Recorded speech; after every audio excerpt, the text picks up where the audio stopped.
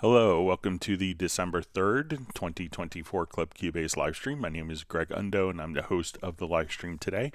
If you've not attended a livestream before, how it works is you can ask questions in advance by sending an email to clubcubase@steinberg.de, or you can simply ask your question in the live chat field. When asking questions, realize my ability to answer the questions in real time may soon be eclipsed depending on how many questions that come in, but we will go through all the questions chronologically as asked. When asking questions, if it could be helpful if you specify which level of Cubase you're running. So if it is Cubase LE, AI, Elements, Artist, or Pro, or other Steinberg programs, which version number. So if you're running version 12, 13, or 14. Also, if you're running which operating system, so if you're running it on Mac or Windows, that would be helpful. We should have an index of all the topics discussed in today's live stream pinned to the top of the comments field. Several hours after the live stream ends, I'll take a quick dinner break with my family and do the index, and we'll have that posted with timestamps so you could quickly navigate to different topics. And if you wanted to search for topics that have been covered in previous live streams, we have over 36,000 topics. You could go to cubaseindex.com, and we want to thank Jan from Stockholm for creating the wonderful site as a reference.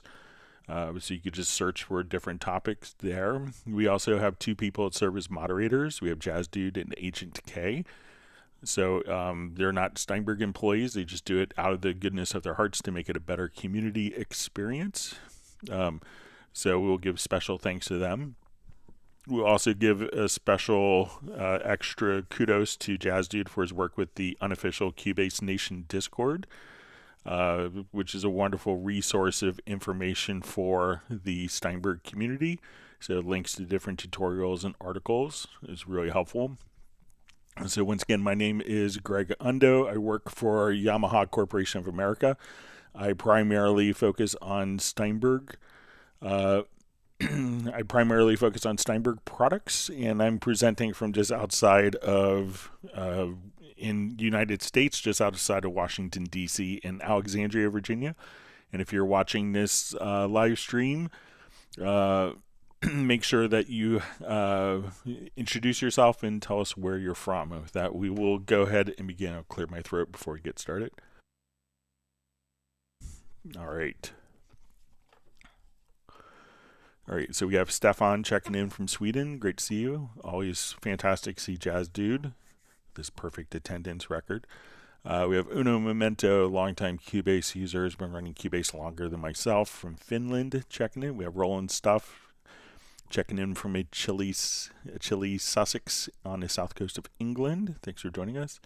We have Tim K joining from Zeist in the Netherlands, and his cat buddy is waving a paw hello to my cat Steven and other pets that are nearby, including Mark Rabin's dog Stella in Montana.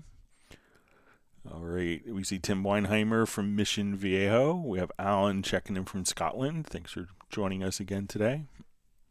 All right, we see Benny from Sweden as well. All right, we have Recyclop joining from Finland, and he's happy that he's on time, so we're just happy that you joined us. We have Balsa checking in from Montenegro, and it just says Cubase 14 is awesome. All right, we have Arif B saying hi and hello from the Netherlands. Thanks for joining us. All right, we have Vince Flyvey checking in from Winnipeg.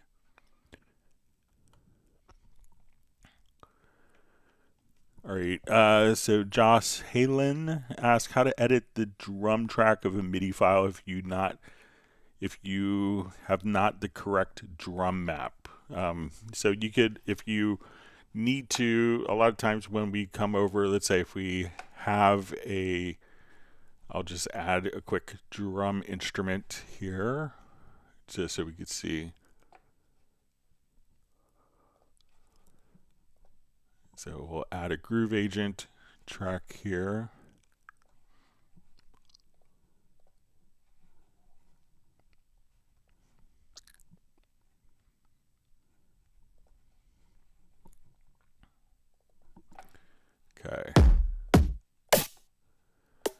Okay, so if we are working with drum maps, so some instruments, like some of the Hallian sonic instruments that come with Cubase and Groove Agent instruments, can automatically create the drum map from the instrument. So depending, and what a drum map is when we look at it, we can say, okay, let's go to a general MIDI drum map. So once we've assigned a drum map to a particular event, we can now double click and we could see the list of all of the different drum sounds that are available. So this is a general MIDI kit. So a lot of kits will kind of fall into these types of mappings. Now, if you're finding that it's not, so there's kind of some standards that, you know, C1 is generally going to be a kick drum. D1 will generally be a snare. D sharp 1 will be a hand clap. So those are pretty common so that you could audition different libraries. Now, if we go to our drum map, what we could do is just come over here and go to the drum map setup. And once we have the drum map set up, we could literally type in the name, what the note is, if we wanted to change the note head shape for doing like notation purposes with drums. So we could see all the different drum maps here.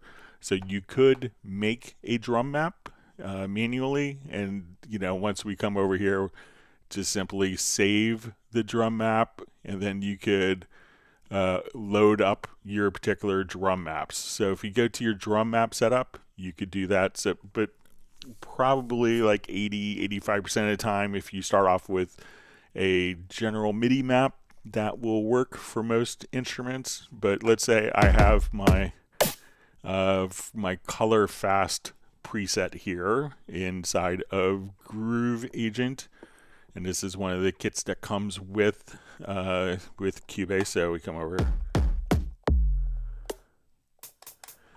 and we could again just come to the drum map area here, and we could say create drum map from instrument, and that will automatically extract. So we say, okay, when we come to this particular sound, that we could just audition and see what the particular sound is.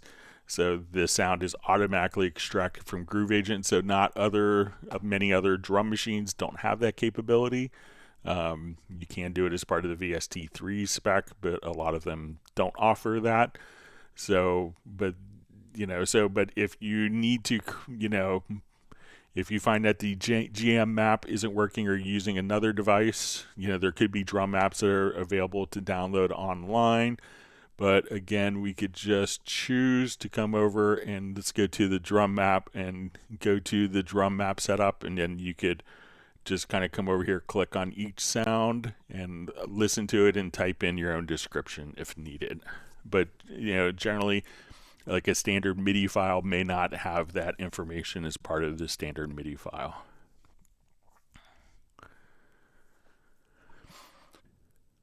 All right, we see Robbie Bowling checking in from Dallas, Texas.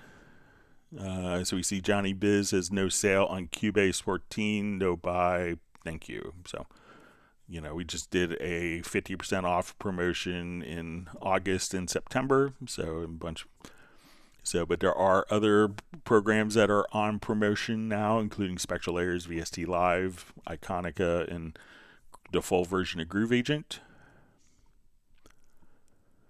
All right, Artem Belyakov asks, hello Greg, how to open the key editor / piano roll window to the full screen to record the composition screen for YouTube? Thanks. All right, so let me just open up something that would make more sense for this.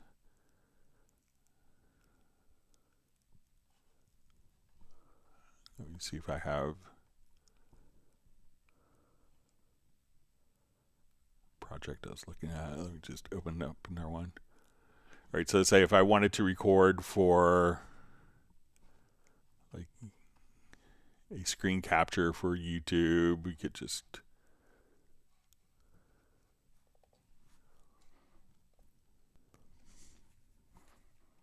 okay, so by default, when you open a particular double click on an event, it'll go into the lower zone. We see this little arrow in the upper right hand area here. If we click there, we could now promote that kind of into a full screen view. And now what we could do is on the left hand side by default, and if you don't see that, you could have a visibility tab, and we could just kind of scroll down and see all of the different events right there. So as we play,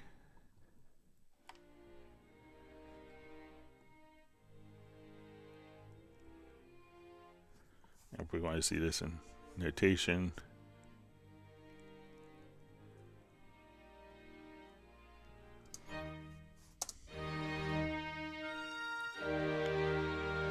so, but if you want to see it in the full screen editor, again, just now there's a way if you wanted to immediately double click and for the event not to go to the lower zone but to go into a separate window, we could go to the preferences, to editors, and we can say double click opens editor in a window. So now when I come over and I double click, it'll open it into a full window. And again, we could just come over here and select all the different parts, and now we could see all of our instruments, all, you know, if we wanted to zoom in,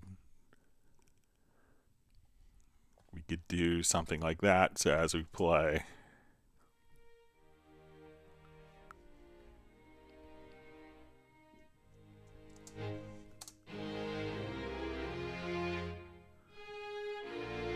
and you could highlight different instruments here and have those kind of pop to be more of the focused instrument. So once again, if you wanted to expand or collapse, we could just come over here. We see this little arrow, we'll take it back to the lower zone. This arrow will take it into an independent window. And again, go to the preferences, editors, and you could change the behavior with, by default, whether you wanted to, when you double click an event, for it to go in the lower zone or into a window. So let me know if that's helpful for you.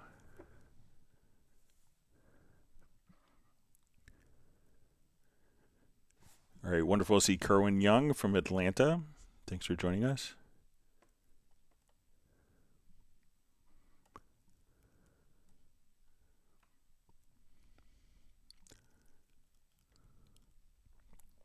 All right, my chat field just jumped. Dallas LaRue from Las Vegas asks, can you show how pattern events could be used with Hallian Sonic and other ways they could be used with other instruments? Okay, so let's do a new project here.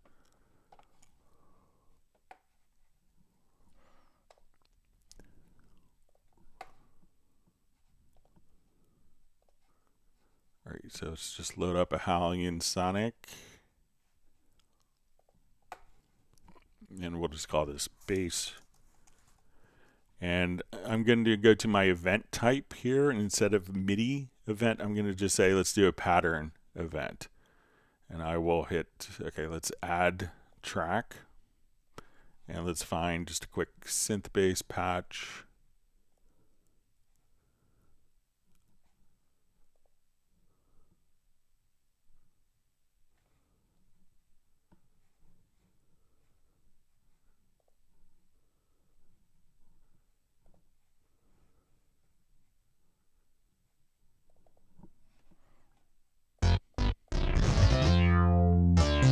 All right, so it's from Chris St. Aubyn's Simple Instrument. All right, so now what I want to do is I could just kind of create a blank part here, and then I'm going to go into the editor, and we'll see like a number of, I'm going to start at a different octave here. So I'm going to say let's go to C3. And I'm just going to do like a pentatonic scale here. So let's say, okay, let's do C3, D3.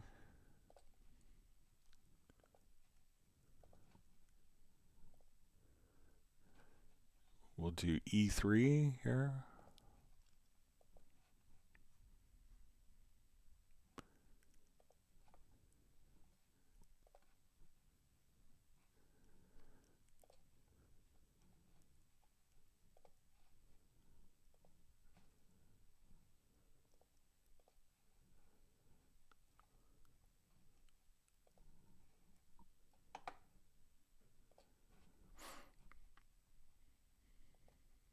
Okay, so what I'm going to do now is I'll just take this, so I just kind of created a blank event. So now when I come over, I'll just put this in a quick pattern.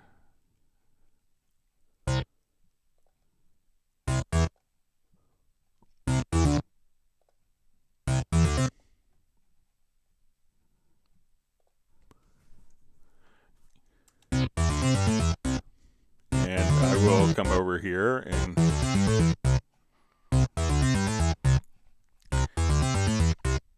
let's say I want to switch this to 8th notes.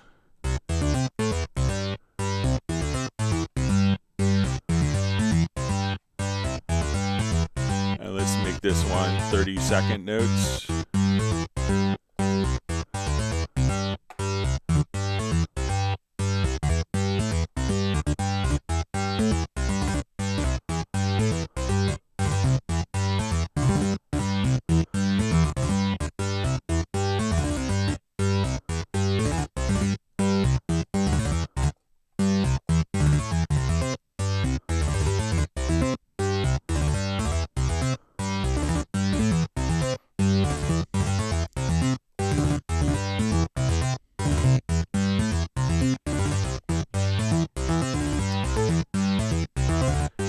Let's throw this as like maybe triplets.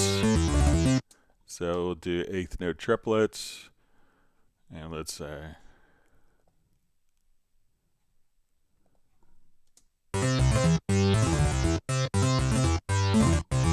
we can do kind of polyrhythmic stuff. And now once I have this particular event here, I could drag it over, and now once it's in the sequencer, it will automatically kind of not play this sequencer, and we could just come over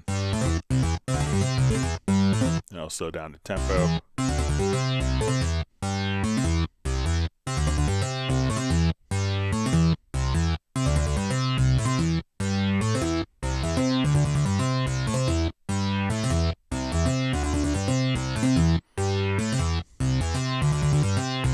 So that's how you could use it for other instruments. So while it's kind of designed as a drum, as more of a drum programmer, you could obviously use it for other instruments just as easily. Okay. It was great to see you on the Zoom meetup last week, Dallas. Hope you're well. All right, we have Brett checking in from Lancaster, Pennsylvania. Not too far from me.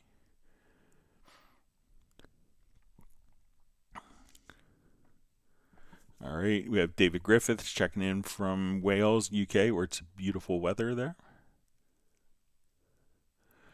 All right, so we see Johnny Ravioli. Does Cubase have a warp function similar to Ableton? So I'm not familiar with Ableton, but we can do warping of different events. So let's say, you said, I'm not sure if warping is more of a like overall project,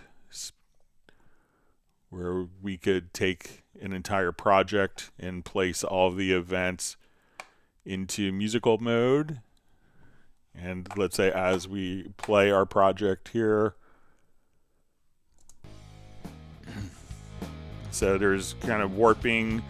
We use warping in different terminology, but if we wanted to come over, I could just say, okay, let's grab the tempo, and now that I've selected all the events and placed them into musical mode, I could type in whatever tempo I want.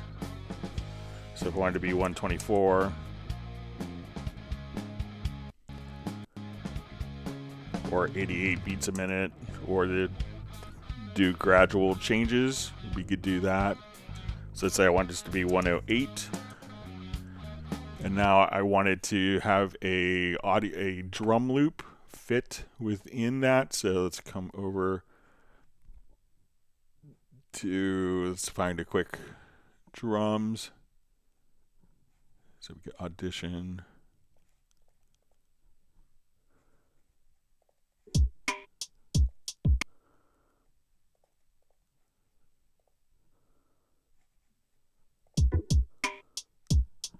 So if I want to take this drum loop and drop it into a particular track once it's in musical mode, I can now just come over and this drum loop we can have that automatically follow the tempo of the project. Find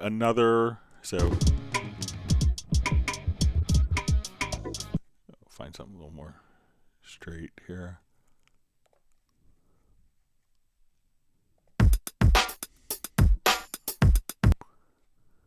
So now,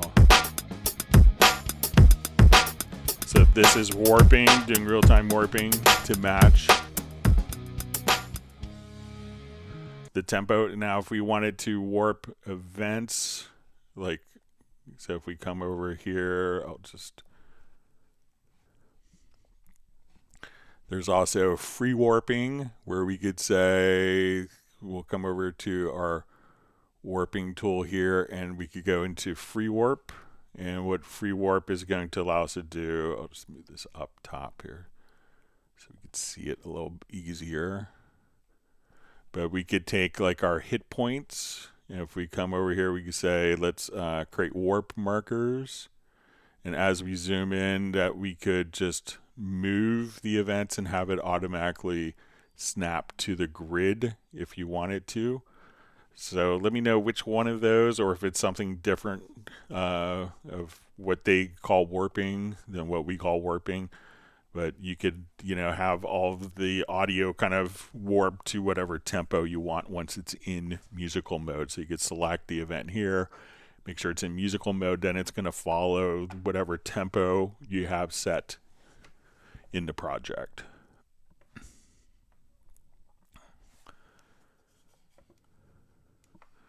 All right, so we have the artist known as Love, just checking in. Thanks for joining us today. And we have Daniela Da Vinci Girl saying hello from Bochum, Germany. Or you have Michael Graybill checking in from Dallas, Texas area. We have Jahian L. Price checking in from Granada Hills, California. Thanks for joining us. Guitar Play-Alongs is saying hello and greetings from Switzerland.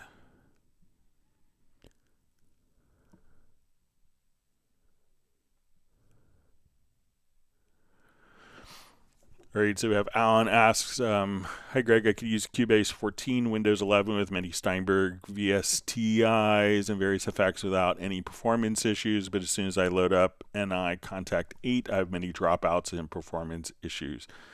Are you aware of the community having similar issues? So I haven't used, I think I don't have a license for Kontakt 8.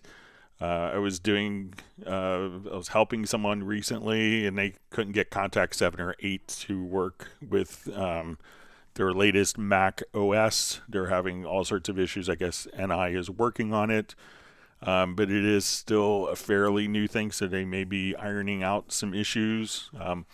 One of the things to check is if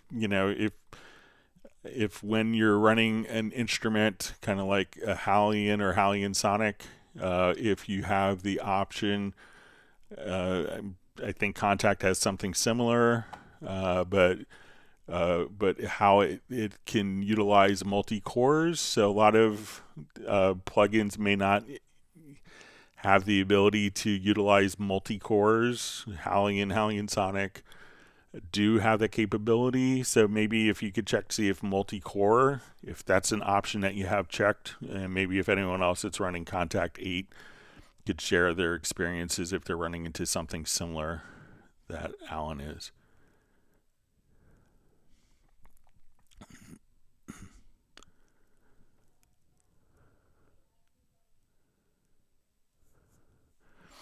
All right, so we see David Griffiths says he's having to learn Logic at college, and you have to say, he says that Cubase feels much better to him, although he really wish he didn't have to upgrade from Artist to get the modulators. So I'm sure that there will be a sale at some point if you wanted to save money.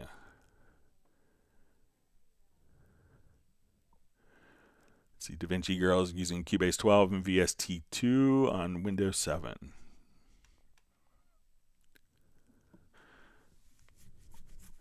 All right, Balsa asks, I have an external VST instrument and I transposed its samples by 4 semitones. How can I set my MIDI input So when I press this C note, is still C instead of D. All right. So let's take a look.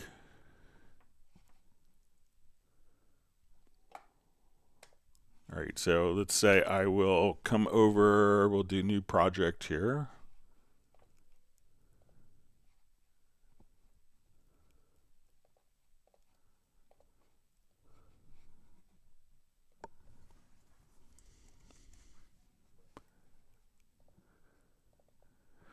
All right, so let's say I play a C here. All right, so there's a couple of different ways to transpose. So let's say if we go to our MIDI modifiers here, so let's say I transpose, and let me go ahead and just record.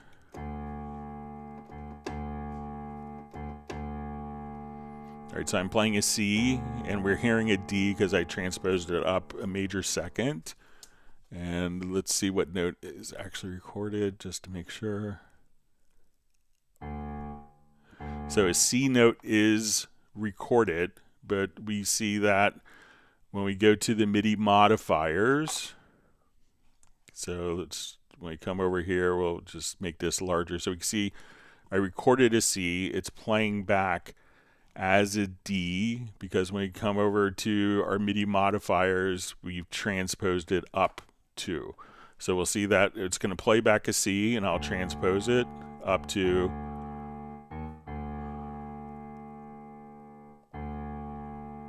So now I'll transpose it up 4, and it's going to sound an E natural. So, but the note is still staying at the same pitch. Now, when we want to change the note here to reflect the value in the MIDI modifiers, what we would choose to do is go to your MIDI menu and choose Freeze MIDI Modifiers, and then we see that this will be reset, and the resulting change that we had programmed in the MIDI modifiers is now reflected in the part. So we went from a C natural transposing up 4 semitones to an E natural, and then again go to your MIDI menu to freeze MIDI modifiers. Then this is reset to 0, and the transposition has been written into the event itself and changed the notes. So let me know if that's helpful for you.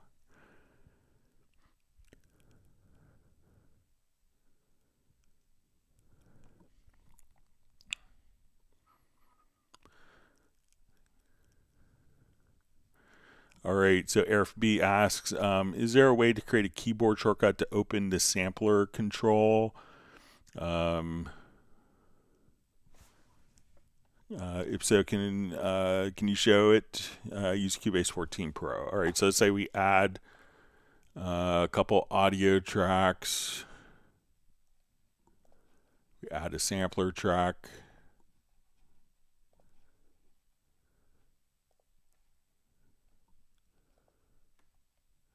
And we'll add a couple more audio tracks. Okay, so once you select the track, that will, so if we have the sampler control here, so if you have a track selected, that will automatically switch to the sampler track. So let's say if I come here and we just have an audio file, so that will automatically switch to it. But if we want to have a blank sampler control, let's see if we could do that.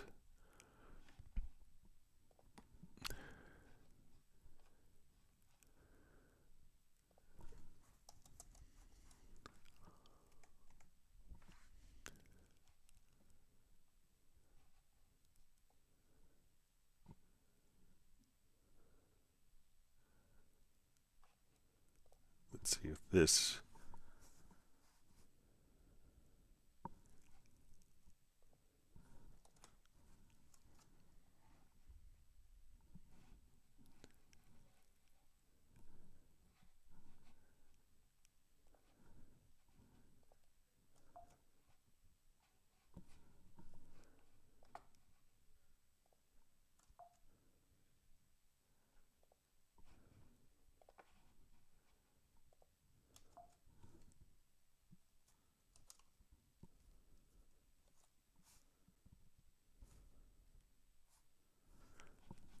just check my keyboard shortcut. Maybe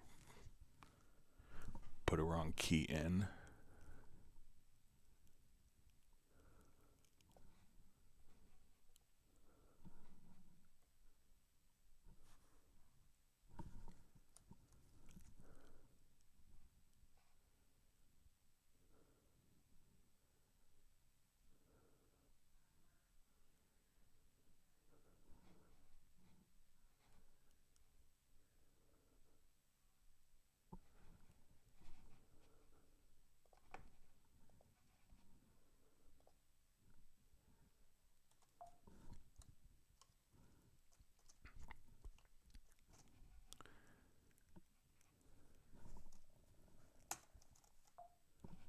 All right, let me just see if I come here. Let's get to.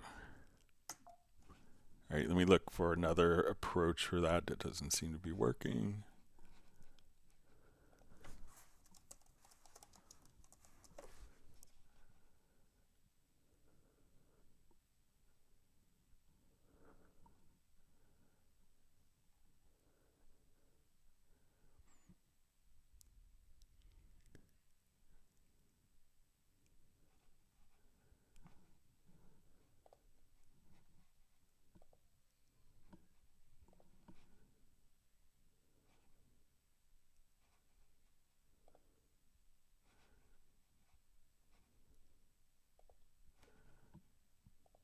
All right.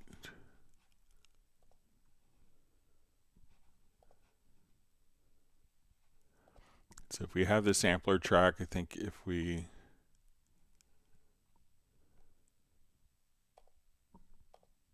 all right, so let's try open close sampler.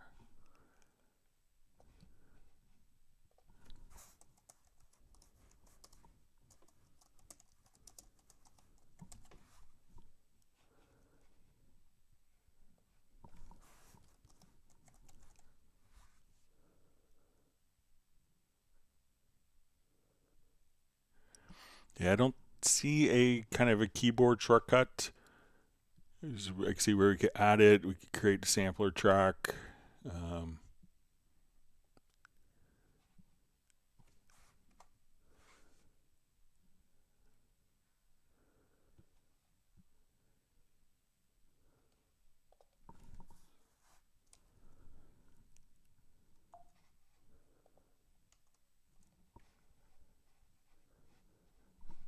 Try this one more time here.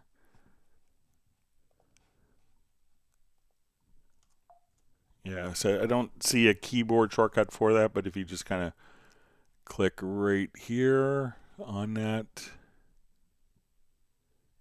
but I will pass that along. It seems like an obvious keyboard shortcut to have inside. And I'll play with that afterwards and see if I come up with anything.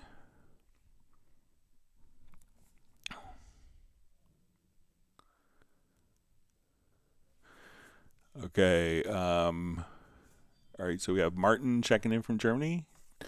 We have Ted Carpenter asks, I have a project that loses timing in one section and then self-corrects. How do I fix this 3-bar error most efficiently? Everything in that section slows down and then self-corrects. Okay, so if you have, let's say, a performance, I mean, I have a good file.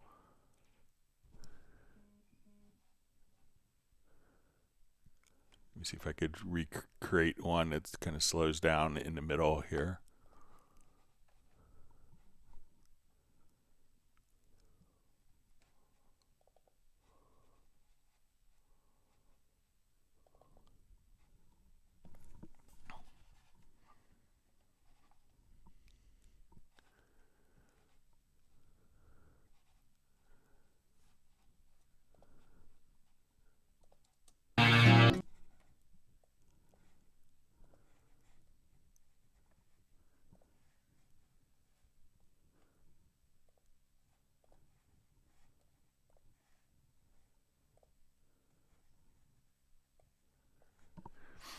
All right, so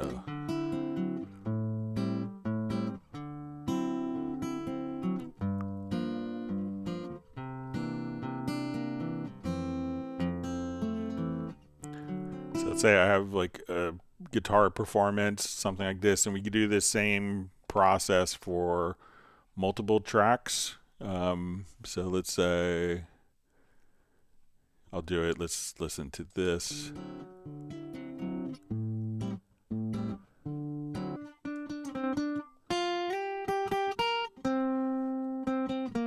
Okay, so let's say I have these 3 tracks here, and everything is kind of off.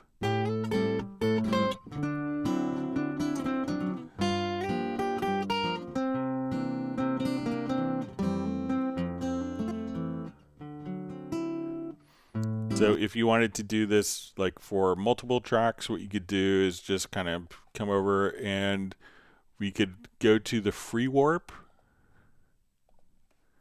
And we could just kind of say, okay, these are, and I'm going to select multiple events here. Not mess up. All right, so let's select multiple events, and we could go to our free warp, and we could just kind of come over, and now as we want to, we can just take all of our tracks that are speeding up and slowing down. And you probably want to just come over and say, like, as we work with this, you know, if everything is, we could just kind of stretch, but make sure that you have kind of like an anchor warp point afterwards. Otherwise, all these tracks can kind of get pushed.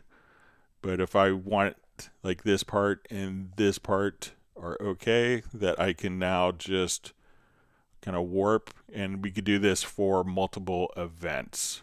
So that would be a way that I would approach it, where you could just say, okay, I want to take all these events sped up and slowed down, and then you could warp those to automatically fit to the grid if you wanted to.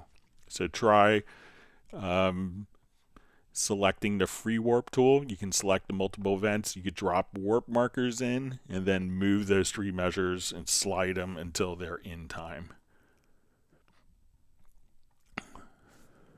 All right, wonderful to see Nick on from Essex in the UK.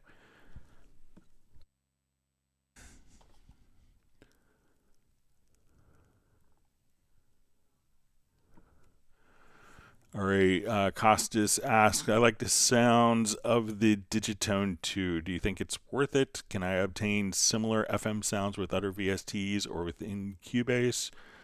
So I'm not that familiar with the Digitone 2, but if it's an FM synth, you know, one of the instruments that you could buy separately, or you could get it with Hallion, with the full version of Hallion, or you could buy it separately. I think it's $100. Might be on sale. I'm not sure, but you could check. And this is an instrument that could run inside of Hallion or Hallion Sonic called FM Lab. So we want to come over here to our FM Lab. We could have kind of our classic FM synthesis. So if you wanted to have like probably the most famous FM-esque kind of sound of. So, and we could just come over.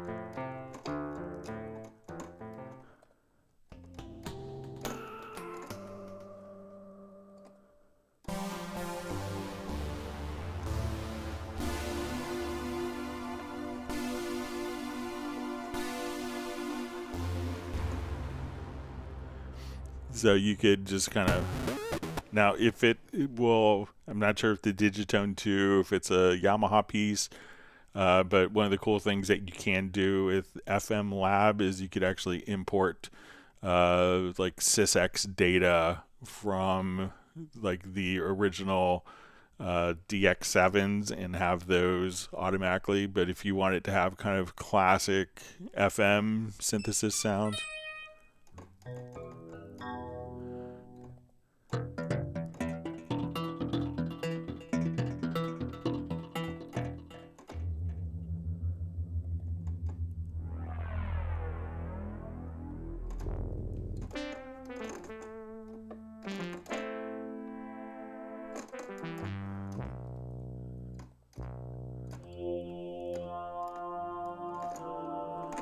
So if you're looking for an FM instrument, I think the FM Lab is pretty hard to beat, and it's actually done in conjunction with the Steinberg and Yamaha engineers. All right, so we have Omar says, very great DAW. Steinberg is a wonderful DAW. Cubase is beautiful, very great. So thanks for sharing your sentiment. All right, ready?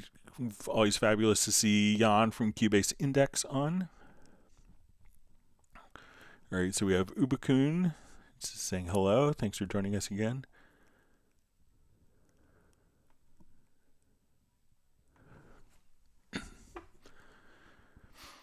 All right, so we have Vicken ask, I recently got advantage of SpectralLayers 11 discount and purchased it, but none of the downloads work on Windows 11. When is this will be fixed? So a lot of times if it's the download manager, one, make sure that you have the latest Steinberg download assistant. So I've seen sometimes, and so when you come over here, you get, so if this isn't working for you, often what it could be, and there is a significant update that Steinberg is recommending everyone to download the latest download assistant.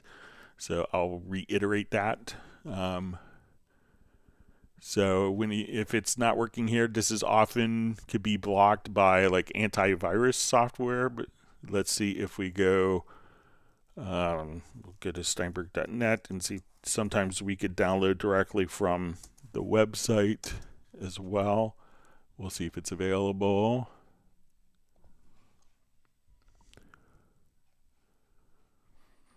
So we'll get to our downloads section, and we'll get to software. We'll see if it's, so let's go to SpectralLayers 11.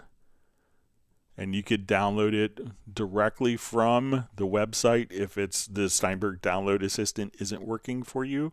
So try just to download it right here. So again, if we go to your support to downloads, so say we go to support to downloads, and you'll see the download software. Scroll down, it'll be alphabetically sorted. SpectralLayers 11, then you can download the installer right from there. So let me know if that works for you. All right, always so wonderful to see Michael Teams from Weatherford, Texas. All right, Da Vinci Girl is wondering if Daza Direct is here from the last Cubase Zoom live stream. All right. See that Nick is indicating that Mark Rabin is off taking his dog Stella for a walk. We'll give a pre-woof to Stella, his dog.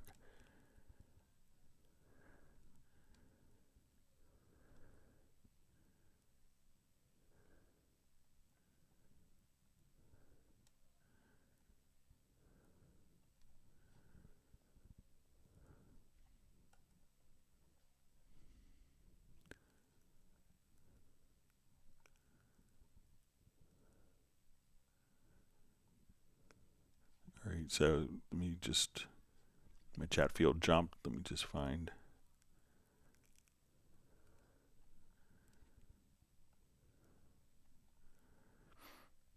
All right, so we see Balsa just asks, is it possible to see information about a project, dates when it's created, how many times and when it's opened, and how much hours it's been opened or worked on? So we could see if we go into Media Bay. So let's come over here to Media Bay.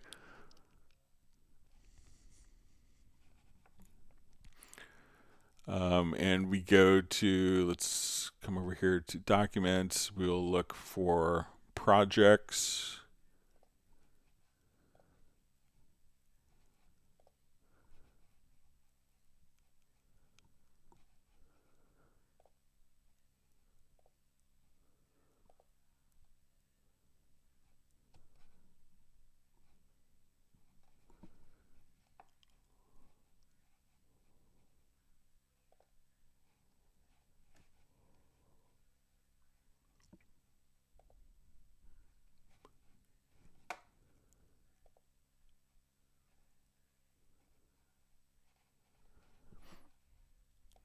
I'll just rescan the disk here quickly.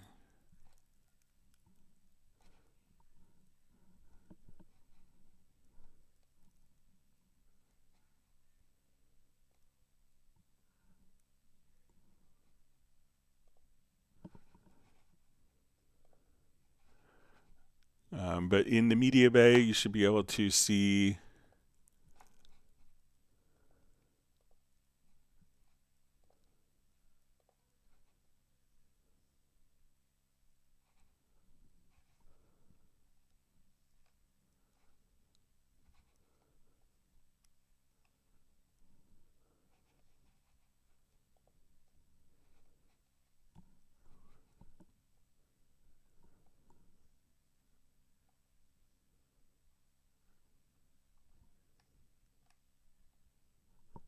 just look for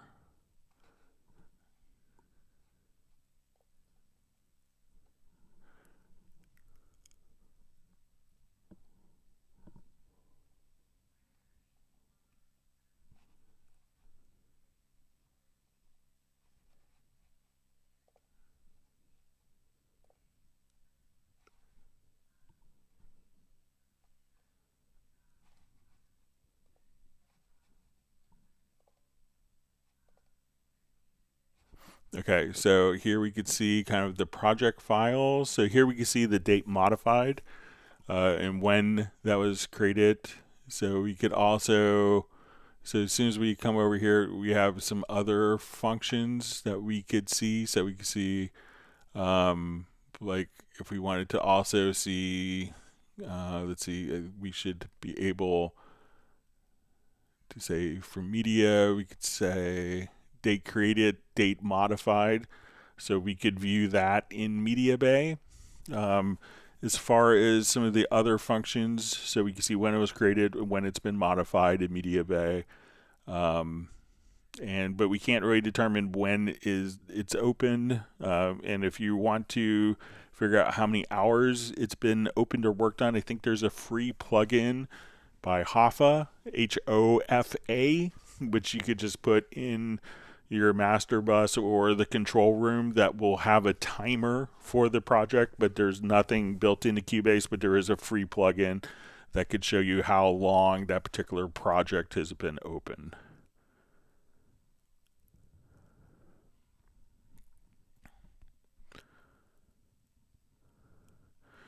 All right, we have a question. Is it possible to create a macro or logical editor to add the same track quick controls preset to selected tracks, configure it out, ended up adding each preset manually and creating a template? I don't think so, but let's take a look and see if we'll just do a new project. If we could do it maybe with Q-Link.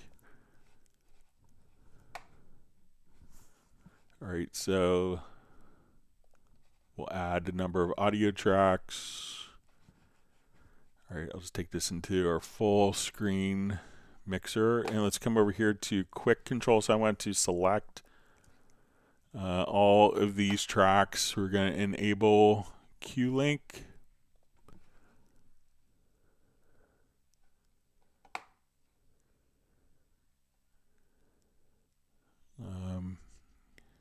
All right, so let's see if we set volume. Let me just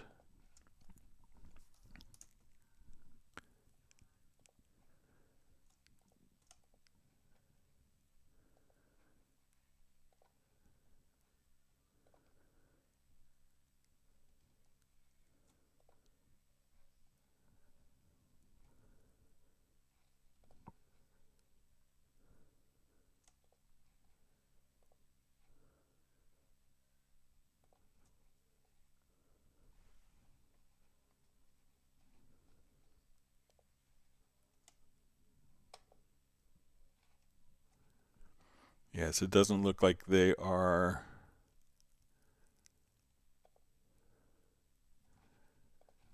like quick linkable for the controls, so they might have to be added one by one. Let me just try doing it from here.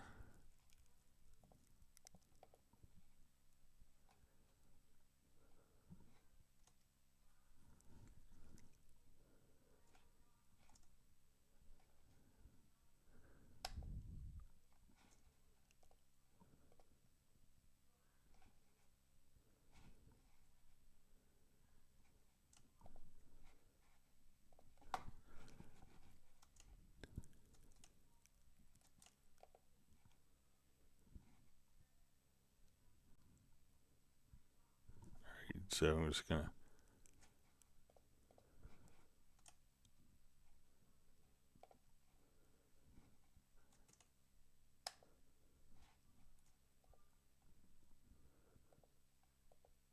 Yeah, so it looks like it is one by one, but I'll bring that to the attention of the team. Sorry about that. That could be annoying.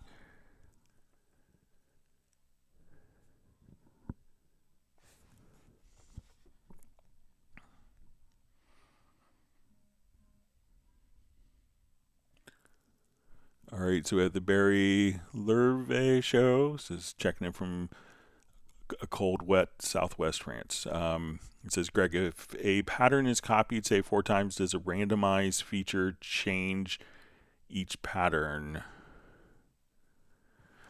Okay, so I think that let's take a quick listen to it. Add a drum track.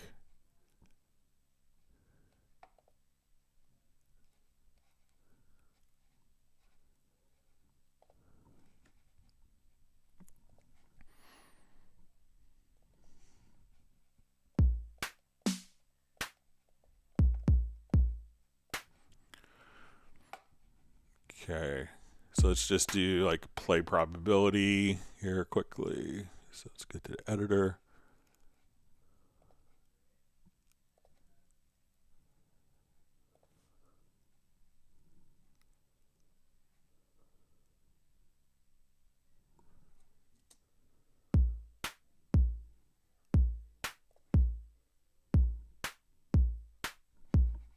All right, so I'm just going to put in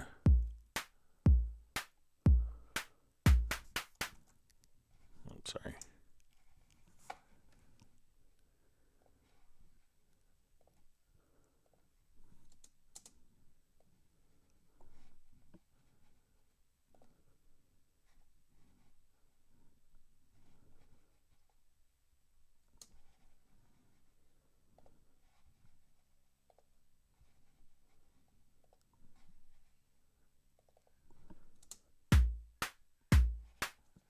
All right, so let's just create all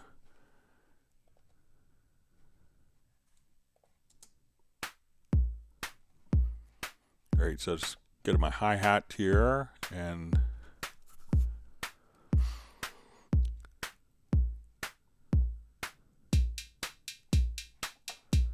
all right, and I'm going to just adjust my play probability here.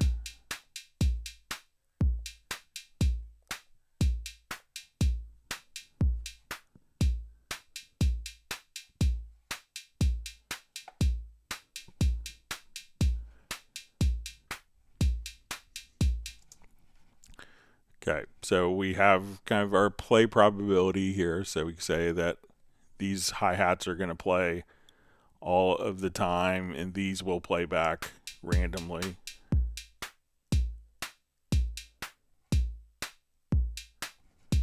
All right, so let's drag this out. And let's copy it 4 times, a couple times. I want to convert these, so let's listen to it and see if it's kind of the same pattern.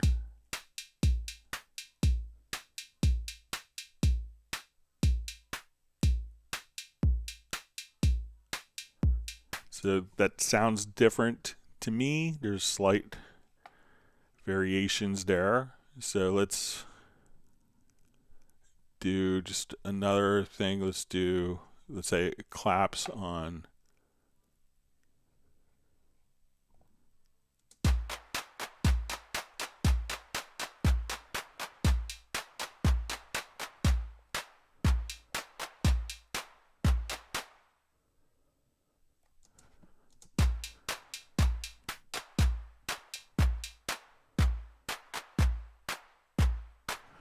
And I'm going to convert this pattern to MIDI, and we'll take a look at these MIDI events together and see if they're different.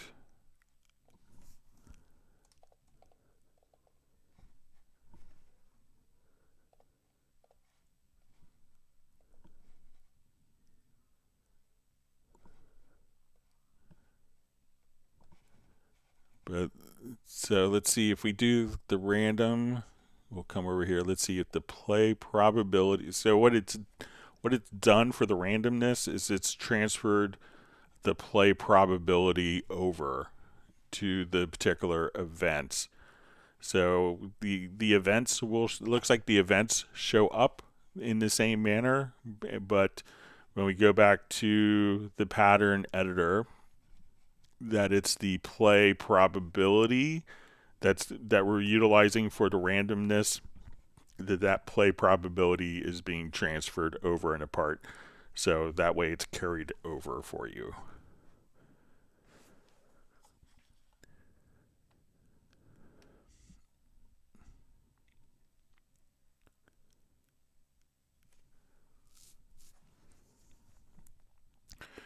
All right, Brett Rader asks, hey Greg, is there any way to view the chord track within audio tracks for vocal tuning with VariAudio, for example?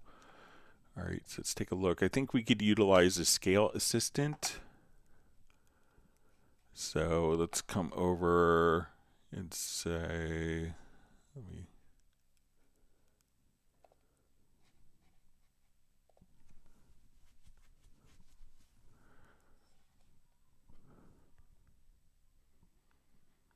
okay, so in this project, I have a chord track. Let's come to, let's say, our VariAudio editor, and I'll just, now within the VariAudio, we have what we call a scale correction, and we could choose to kind of colorize based on the scale and chords. So our scale, we have our scale assistant, so we could choose to use the chord track. And as we utilize this, we could show, like, snap our pitch editing. So now we could only be within the particular scale, and we could see kind of the colors. So if we look at kind of our color setup here, we could see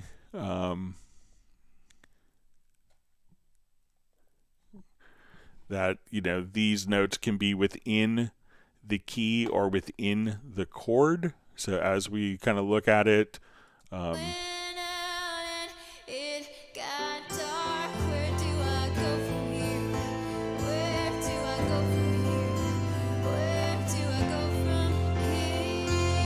so while we don't see the chord track here, we can restrict the editing so that it's like right now, if I move this note, we can move it to any pitch that we want. So if we say, okay, let's come here.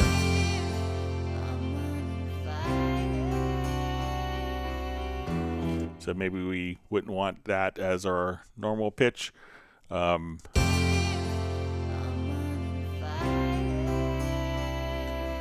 now we could snap the pitch editing to based upon the chord track. And here, if we wanted to only fall within the chords, now I could only snap to notes that are within the chord, or we could say, let's go into notes within the chords and scales.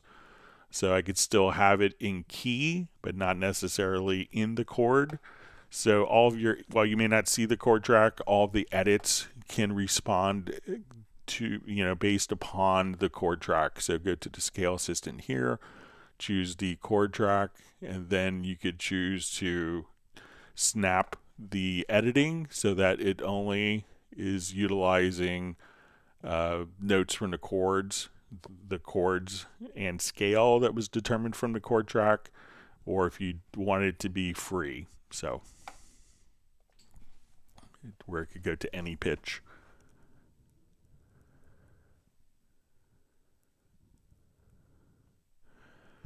All right, so a question from Christoph Malik. Hello, Greg. How to copy transfer my shortcuts from Cubase 13 to 14? So really all you have to do is if you go to your key commands file, you could manually copy the key commands file. An easy way to do this, it should automatically translate over for you.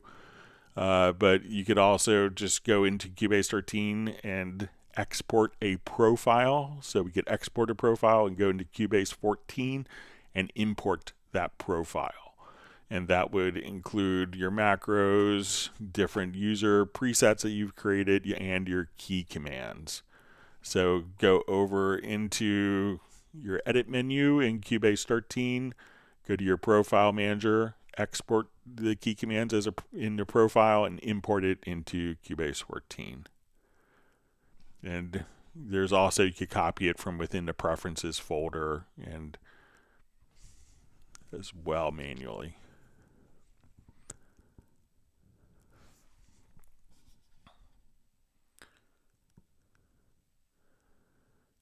Okay. See, everyone's happy that Kerwin Young is on.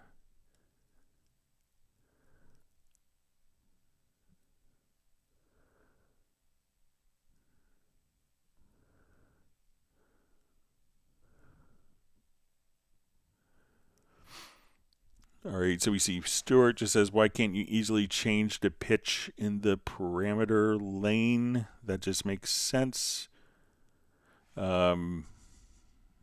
So I guess maybe this is in the editor, the pattern editor.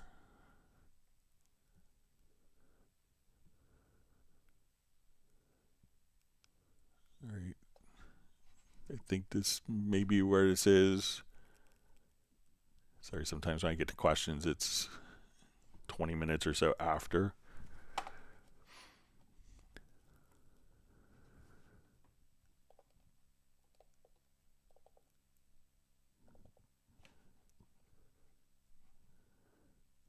So if you want to, let's say if we add a pitch here,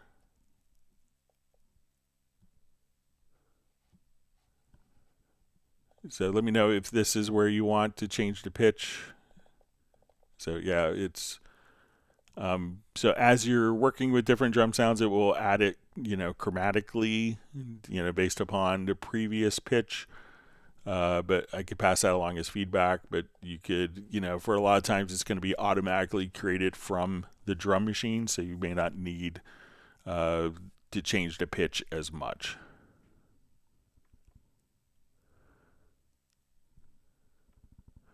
All right, Spencer B asks, hi Greg, is there a way to adjust the level of all pads in the drum machine at the same time, i.e. select all, or must they each be set one by one? All right, so let's come over here.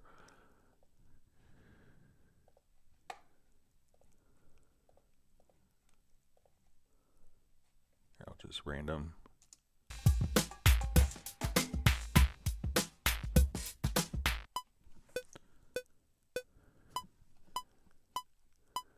Okay, so let me just take.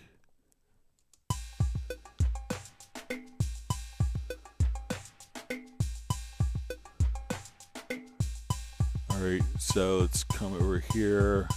We'll just take it off loop.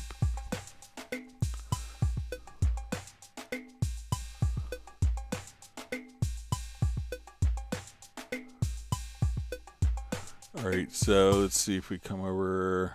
Let's say if we go to.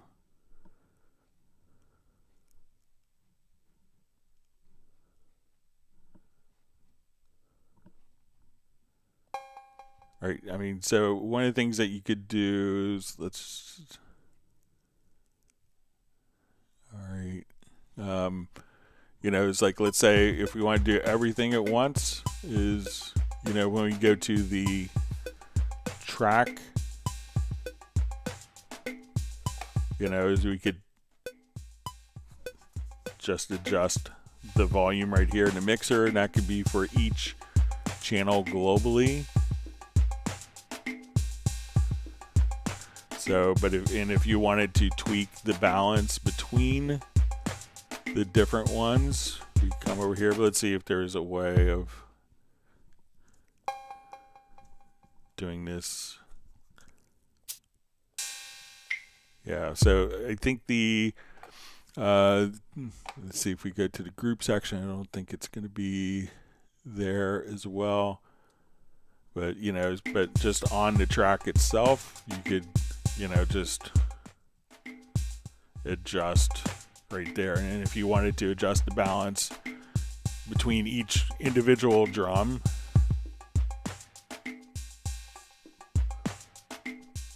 and say, okay, I want more reverb on this snare and a delay on this kick.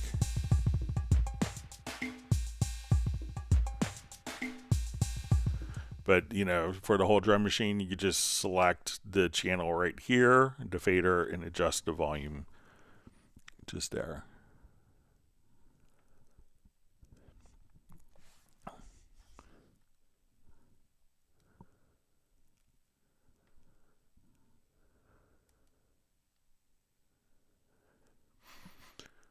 All right, so we see Benny just ask, in Olympus choir elements, how can I change between, say, I and oo and a in the same track? Hope you understand what I mean. So, yeah, let's see if I have that particular instrument.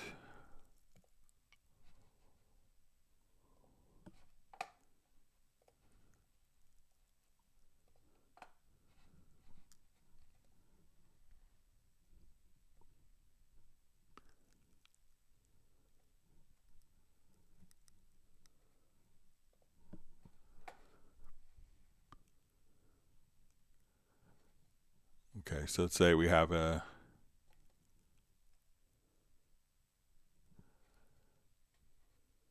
we'll start off with ah here.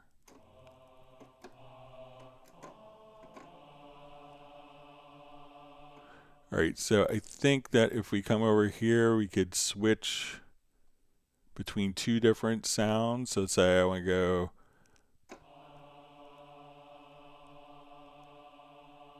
and it's fine. There's probably going to be a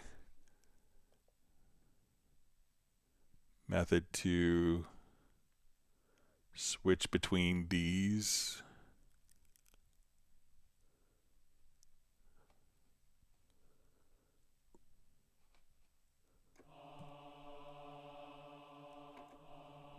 Let's see if we can.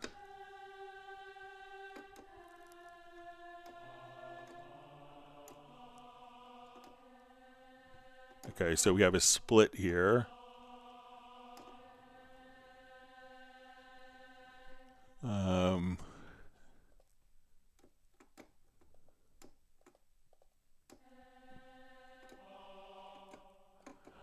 Okay, so we have this kind of as a split. Let's see if there's.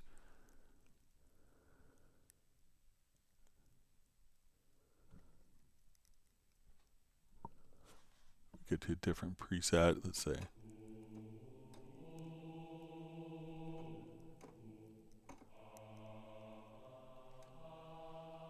There's probably a way to use a MIDI controller or something, probably like a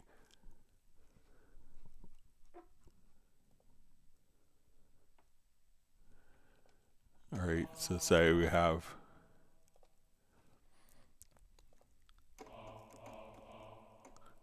say we'll do sustain, and let's do an sustain. All right, and sorry I don't use this very much, but let's see if we come over. There's probably a way to, I'm not sure how the library is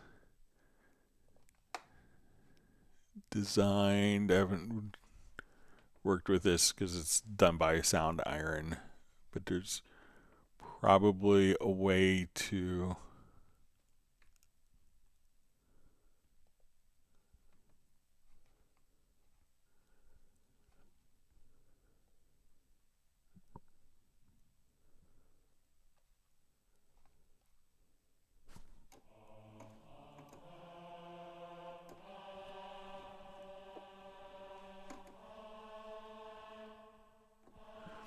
all right, so this is where we could set the split point.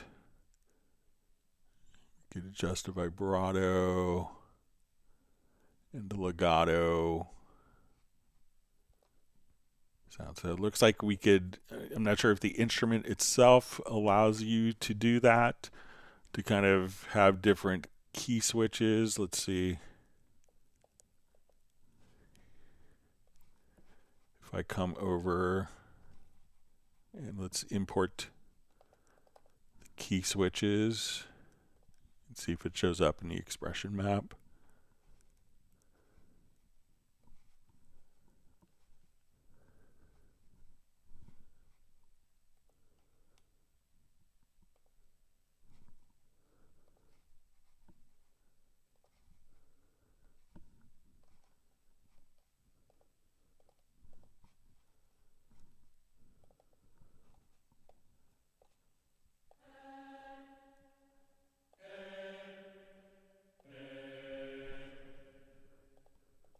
So it doesn't look like there's key switches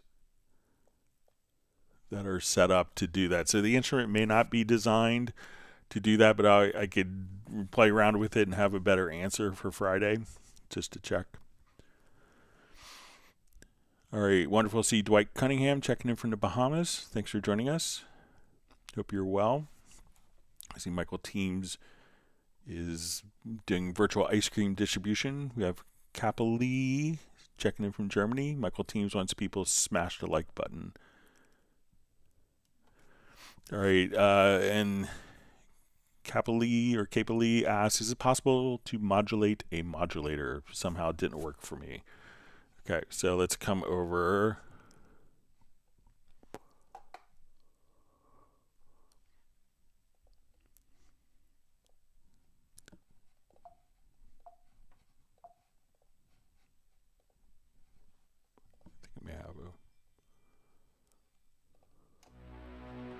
Okay, so let's come over here. And let's go to, let's say, we'll open up, let's say, our filter.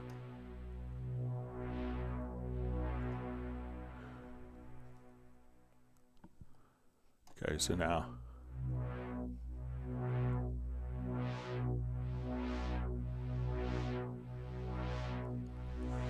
And let's also just do, let's say, maybe panning.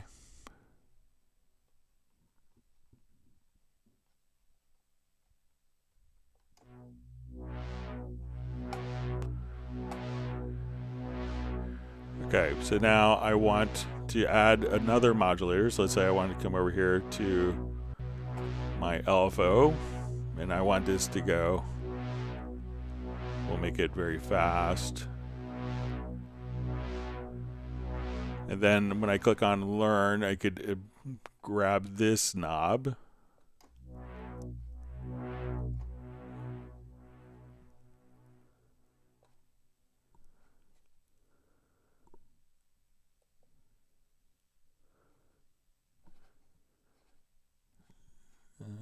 It's worked for me before. All right, let me just try removing. So we'll go here to modulators 1. We'll say our LFO. And let's control the waveform.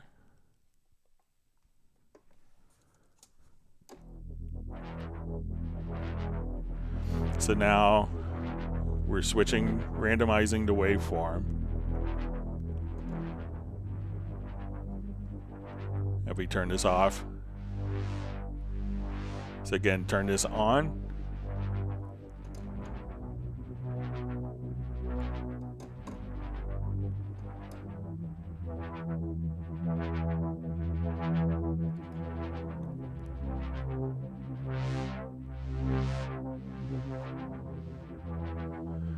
So you could just kind of come right over here and just be able to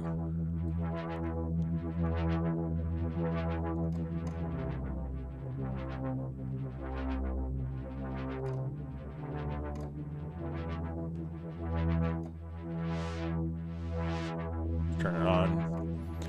So you could just kind of assign it right there and have all sorts of fun.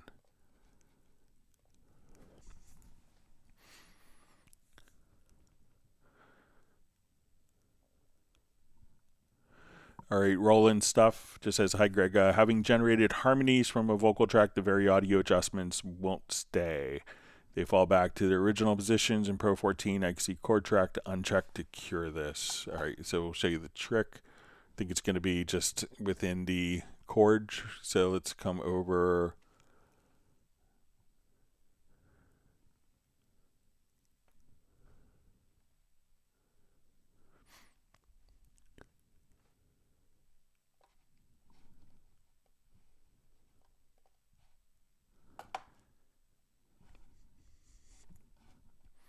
All right, so if you want to make changes to the to the harmonies that were automatically generated, I think that they're going to be locked with the chord track. So let's say we'll come over here.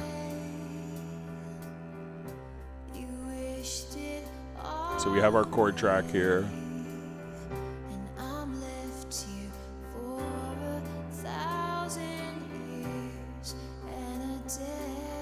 So let's say we want to do the and a day. So I'm going to select this region here.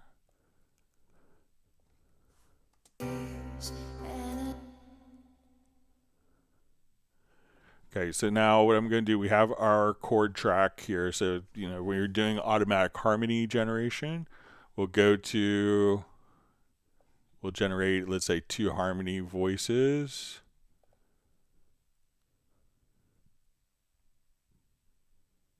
Okay, so now we could listen to it.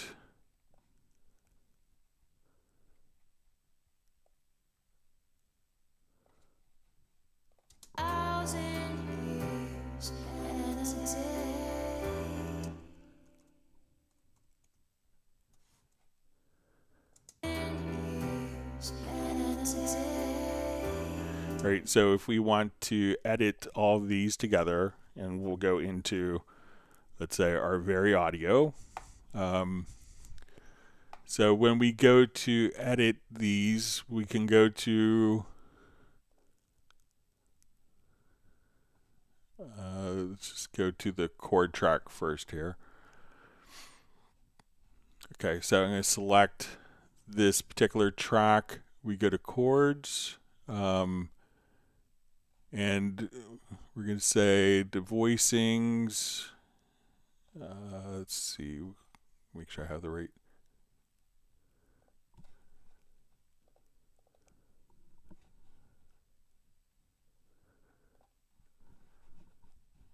Okay, so we'll turn this on. So we go to make an adjustment here.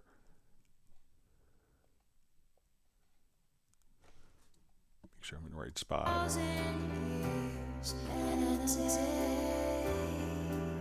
All right, so now we go to move, and then it should I think it'll jump back, and we have to change, is it the voicing in the,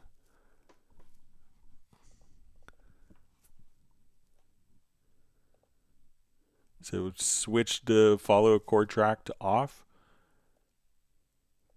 And then you're able to. So just come right over here, and on the track, you'll see the ability to follow chord track and switch that to off. And I think if we say scales, but try just coming over to the track itself. Like if you're to the point where you move it and it keeps jumping back to the previous note, that double click on the track, go to chords, and you could just say off, and now we could move those notes freely around.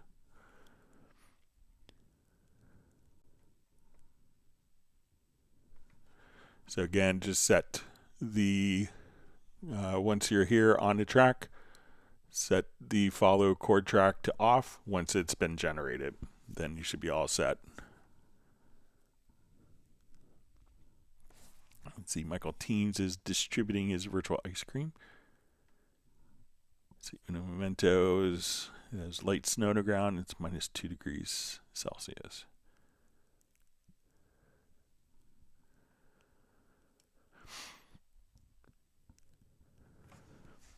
All right, so we have Mike Braley. He says, hi, Greg. Is it possible to have only one track play at a different tempo or time signature than the others in the project is set to?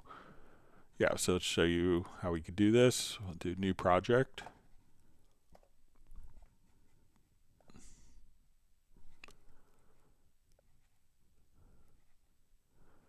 Okay, so I'll come over.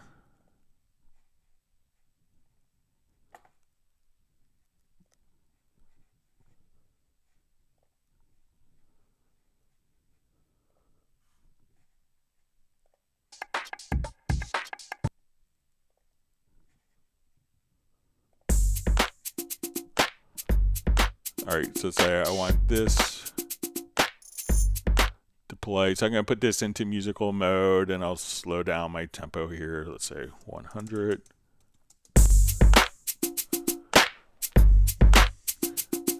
All right, so I want to find...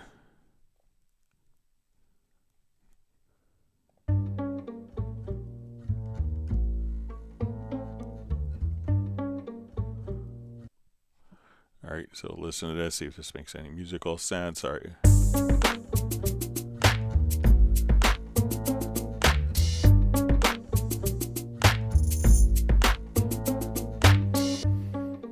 All right, so we will come over. Let's listen to...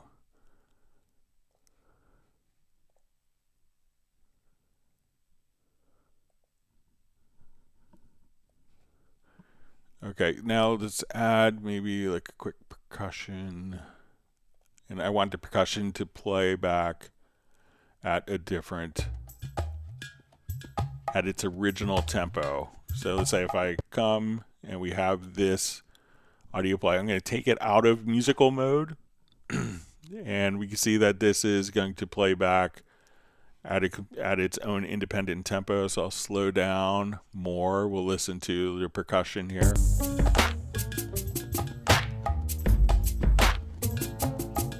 So this audio file is going to play back at the same speed because it's not in musical mode. Now, one of the things that you could also do, so like these tracks are playing at the project tempo.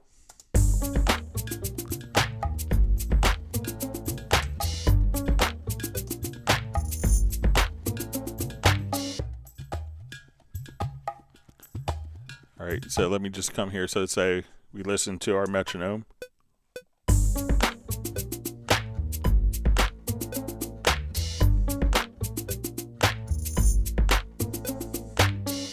All right, now this isn't playing back to our project tempo. It's playing back at its original tempo. And if you don't want it to respond to any tempo changes, especially if it's a MIDI part, we could come here and we'll see this little quarter note, this music note. We want to switch this to linear mode. So you could do that, and you could also just lock the track. So if we lock a track, it's not going to be able to change, and then it will automatically play. So you could have different audio at different tempos. If you start at one tempo and then you want to change the tempo and have other ones, you could take this event, make sure it's not in musical mode. You could lock it, or if you want to do it for MIDI and audio tracks so that their start position isn't based upon the tempo, put it into linear mode versus musical mode there. All right, wonderful to see Pertti Komenen checking in from Finland.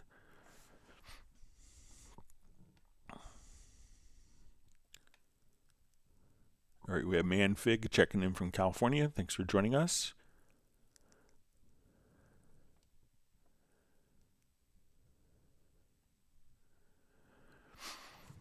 All right, so Greg, can you demonstrate the DAW project function? Thanks. Yeah, so if you want to exchange projects with someone that's running, Studio One or Bitwig, you could just come right over here and we'll say, okay, let's export a DAW project, DAW project. I haven't really worked so much with this, but now we could just come over and say, let's try.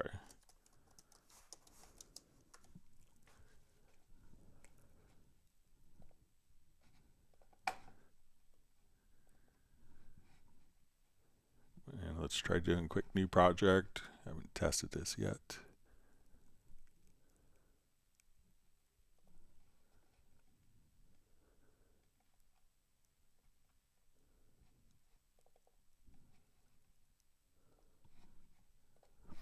Okay, so we'll say, okay, let's just do create empty, then import. I think we would import the DAW project.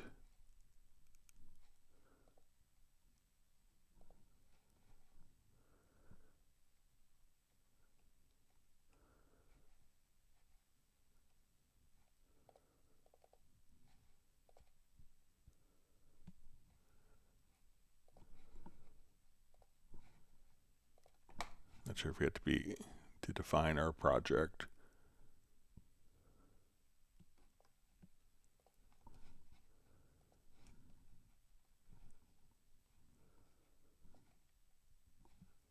But yeah, so you could just then import your DAW project right back into Cubase. And so it's really just import and export like that. All right, so we see Jaman M. John, how can the GUI of Cubase 14 be made the same as Cubase 12? So there's there's thousands of different aspects that have been kind of changed. So some of the things were made, like where you have the inspector is going to be modified, so some things are just designed differently so that we could have all of the different functions to be scalable that weren't, for like with vector graphics, that weren't available in Cubase 12 for more contemporary displays and operating systems. So a lot of the things have been updated, but if you have like a specific thing, because there could be thousands of little changes, if you have a specific thing, I could maybe walk you through that.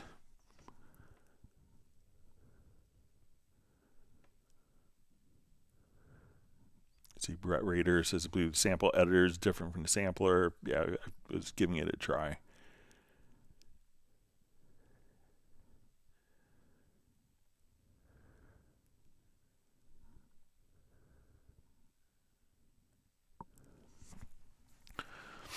Okay, Jack Bourne asks, I'm really struggling how to properly calibrate speaker levels. Pro 14 using control room. I have an Apollo twin USB as well as a UR22C. My speakers are HS7s. So probably put your speakers where you're not at unity, so you're not adding or subtracting from the amplifier, so you're not adding gain or subtracting gain.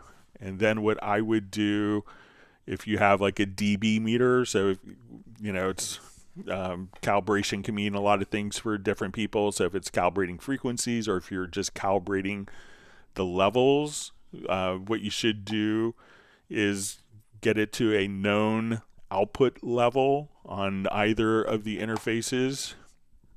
You can come go to an audio track here. So this, I'll just take my control room down, and let's just put a test tone generator. This is a great use for the test tone generator plugin. So we'll go to our inserts, to tools, and we'll see test generator. So right now we know that this signal is coming in at minus 18 dB. And we look at our mix console, we could see that we're going to have our meters. So this is minus 18 on the channel. We have on our output stage, since we have not attenuated this, we see that we're going to have the same output. If I sent this, let's say I hit Control Tab and I routed this track to a group, and then I attenuated the group, that would affect the master output. If we don't attenuate or change the gain on the group, we can now see that we have the same level here. And what we're seeing in the control room meter, we can see this right here, and this is just going to be the volume. So if you want to mix at a particular dB level, what you could do is just kind of set this particular level right here. And if all you'd have to do now is we could go to the reference level. If you hold down the Alt or Option, say this is the reference that I want to mix at, you could hold down the Control or Command key, and now you could immediately go back to that known reference point. So this is, and there's a lot of engineers, like, you know, I get to see Phil, I get to work with Phil Ramone, kind of a legendary engineer producer, a few times. And like, as he was starting a session, he would, you know, make everyone agree to, we're not getting any louder than this. This is our loudest level that we're getting in our mix. So if we, and he would put a piece of tape on a control room monitor. We're not going to go above this level. So he knows that if something is wrong, making it louder, that isn't going to solve anything, and that this is the known reference level that they're going to be using throughout the entire project so that they have a constant. So if you need to set this for a particular dB level, again, you could use, like, if you want to use, like, you know, white noise or pink noise, we could just come over here where we see all the frequencies and adjust your control room gain. And again, have your hardware at a known point. Put a piece of tape, you know, right where the level should be so that doesn't change. And then you could set your level right here for your monitoring path. So, and if you needed to do room correction, that would be done with like a reverb, or like a not a reverb, but plug in something along the lines of SonarWorks or something like that. But use a test tone generator and you could see exactly where your gain is deviating, if it is, and you could adjust your level right here and set that with the reference point right here for the level. So you know exactly, if you're over here, you're like, oh, it's way too loud, it sounds great, but it's not really accurate to what we've been referencing the entire time. You can set your reference level directly there in the control room.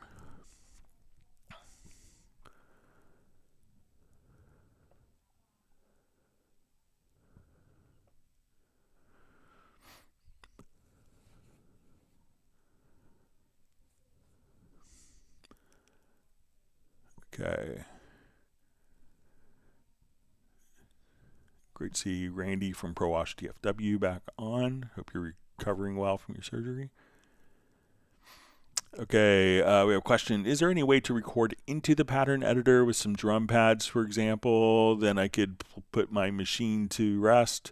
So currently, the drum editor, the pattern editor, you don't record into that. It's designed for recording or for entering the values directly from the mouse, but you could do that in, you know, the MIDI key editor. You can put it into the drum editor, but currently it's not designed. It may be in the future, but the first generation is designed where the notes are going to be entered in with the mouse or like a trackpad or something like that.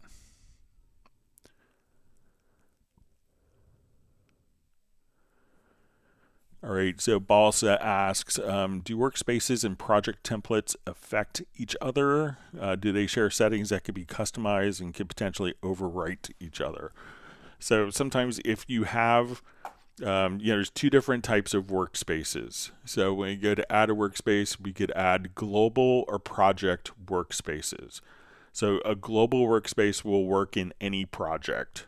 A project workspace can be utilized, you know, and only available within a particular project. So if you're not doing any vocals in a particular project, it may not make sense to have a workspace of VariAudio with a lead vocal. But if you're doing lots of vocal editing throughout a project, you may want to make a project workspace for that particular track that will open up that track in that editor at that particular state and size. So project workspaces, and again, and if you're starting from a template and you save a project, even though you're kind of starting from a particular template, it's not really, I don't think it's going to be bound to the project workspace, but a global workspace will work across all projects, and the project workspace is intended for the particular project.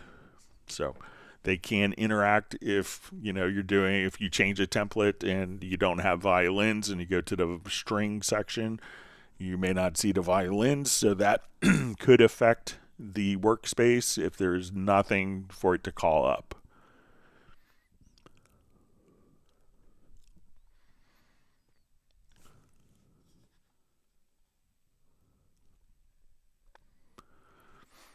All right. From Abel Did It asks, on VariAudio, is there a way to auto quantize a selected part of the take without affecting the rest?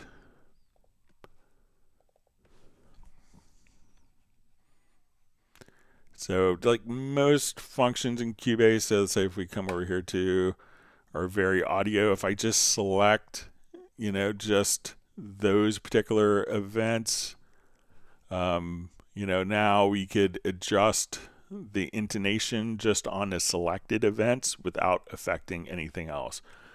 So if I want to just do editing on these particular notes, I could just say, okay, let's go to, and we could correct the pitch just on the selected notes without affecting anything else. So that's how you could kind of do pitch quantization of, or if you want to strengthen just to deal with the vibrato. So you could just, for whatever is selected, I want to take these particular notes and go to the bottom center, and then we could just quantize those particular notes without having to quantize every single note. So it'll be based upon the current selection of what you're doing.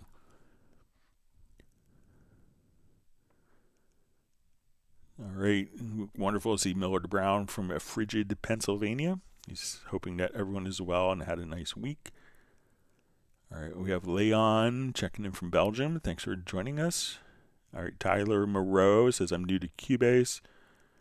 He says he loves the score editor and video better than Pro Tools. Of course. All right. If you learned something new, make sure you hit the like button. Sorry, my chat field just jumped.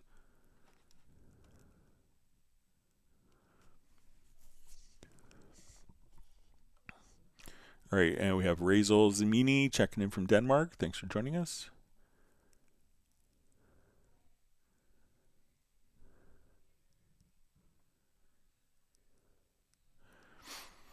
All right, Bratman Studio asks, says he had a great time on the Zoom. It's great to see you there. It says, when editing a sample and making tight precision cuts, is there a way to turn off quantizing between beats, cuts, etc.?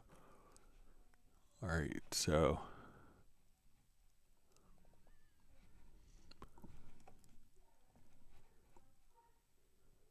if we turn snap on and off, so let's say if I'm doing edits here and I find that, let's say if I have my snap set to bar and I want to do like really fine, and take a section here, it's like, oh, okay, now as I do this, I'm only able to select in a bar, and as I do this, we can now select only a particular beat, and when we want to cut, I could only cut at the beat but not between the beats. So if you hit the J key or just turn off snap, so it's this icon right here, and it's the letter J on your computer keyboard. So if we just come over here, we can freely cut down to the sample level without having to worry about moving anything. So if we want to get like super precise and say, oh, I just need to take just this little bit out, I can just do that, move this over here. Whereas when snap is turned on, it's only going to allow me to make an edit based on different like rhythmic criteria. And if my timing criteria, my master time is set to seconds, now I could say, now I could only cut at 1 second of space. But if I have snap turned on and off, I could cut freely. But now when I want to cut freely with snap turned on, because now I'm snapped to 1 second, so depending upon what your master time format is, but in any master time format, just hit the letter J, that will turn snap on and off, and we could make the edits, you know, down to the sample level. So if we want to look at all those edits, we can just come right over here and do the edits at sample level, just, you know, turn the snap on and off by hitting the letter J, and I think that will do the trick for you.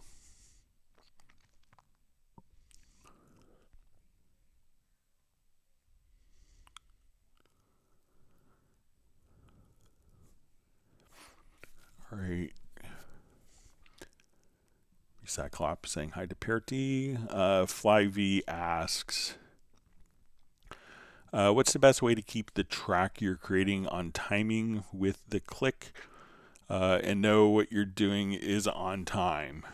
You know, so obviously kind of listening can make a big difference. You know, having the metronome on constantly. So let me just...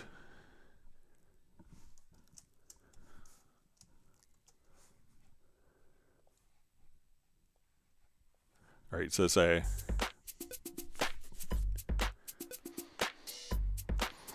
all right, so this is set to musical mode. So let's say if I want to take it off of musical mode, we can hear that that is probably pretty close to being in time. But let's, so, you know, while you're, just reread the question one more time. To keep track you're creating on time with a click. And, you know, if you find yourself, like, let's say that we've now done some free warping on this particular track. So we'll make sure that we're in free warp mode here, and I'll just drop some warp markers randomly here.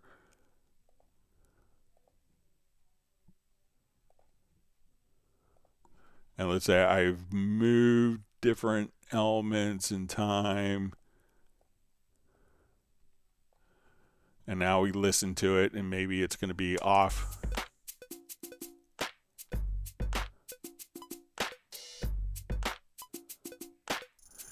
All right, so let's say I'll just go make a duplicate track version of this. I will bounce the selection.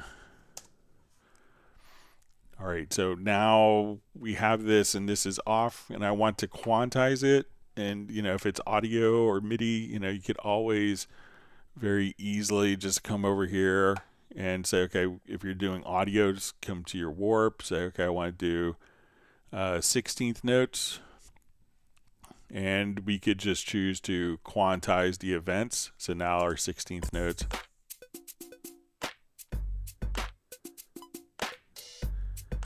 We can quantize just the audio just as easily as we can MIDI. So, but you could, you know, always be aware that you could kind of slip things that, or maybe came in a little bit at a time using the free warp tool. So just again, for free warping, just come here, select free warp. You can place kind of the hit points here. So let's say, okay, we want to place our warp markers, place a warp marker after, and then we could just move a particular event and have that snap to the grid. So if snap is turned on, and we say, okay, we want this to snap to the beat, I could just come here, and then we could have it just immediately kind of pop right into the groove like that.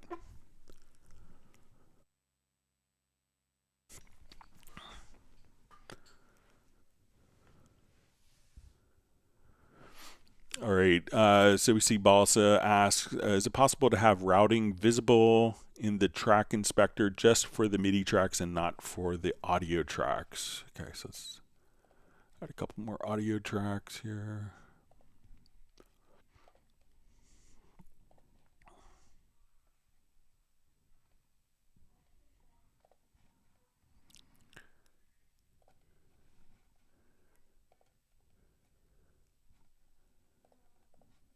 so let's see if we could keep this separate.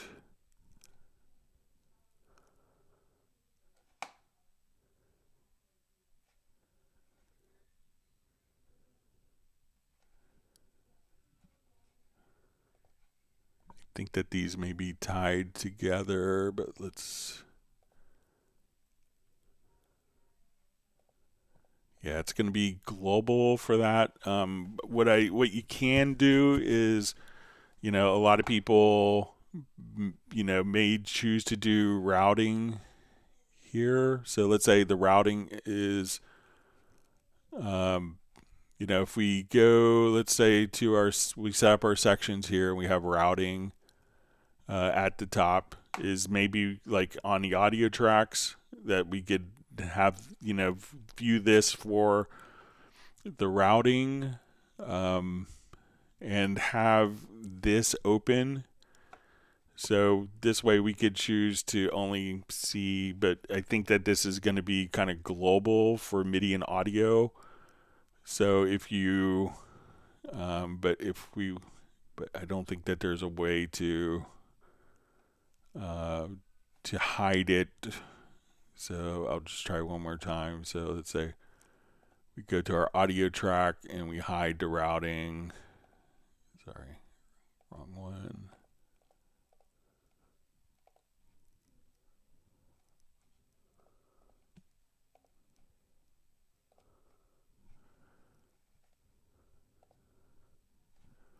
Yeah, because this is global for audio and MIDI, it looks like to me. So if we turn it off for the audio, we go here, it's going to be disabled for that. But, maybe you could think of having the, maybe close, if you do all the audio routing from the channel inspector, as opposed to, where we could see, this inspector. So, you have two different inspectors. So maybe we could close the audio routing here, but it's going to be global.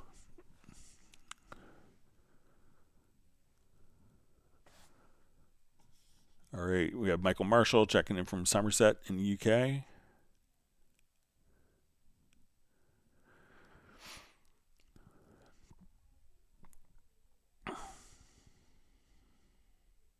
All right, so we see, is there a fast way to flatten MIDI takes into audio clips? So if we have,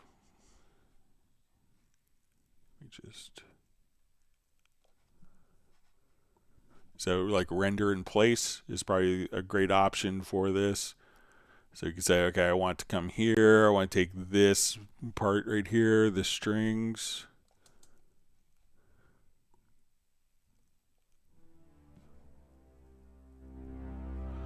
So I could select that. Let's go to your edit and go to render in place. You have render settings where we could choose whether we want this to be the channel settings, we want it to be dry, or the complete signal path. So I'll just come over here. We could render that section.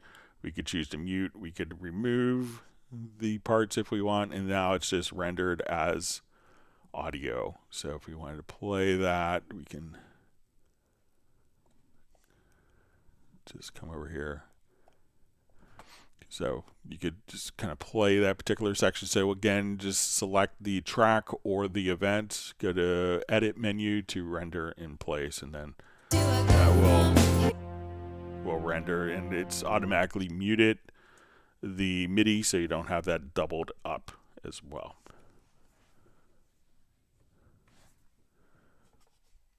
All right, great to see Val checking in from Vienna.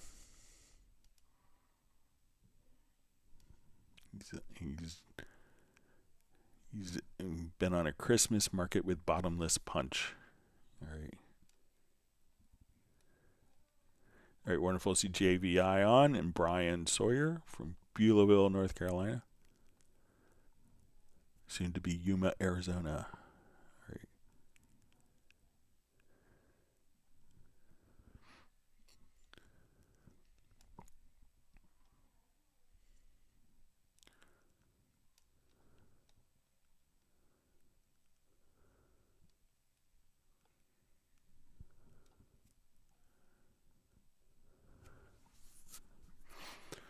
All right, so we have a question. I wanted to ask if it's possible in the new Cubase 14 to actually automate the new probability percentage or any of the new parameters in that section, like repeat and velocity also. All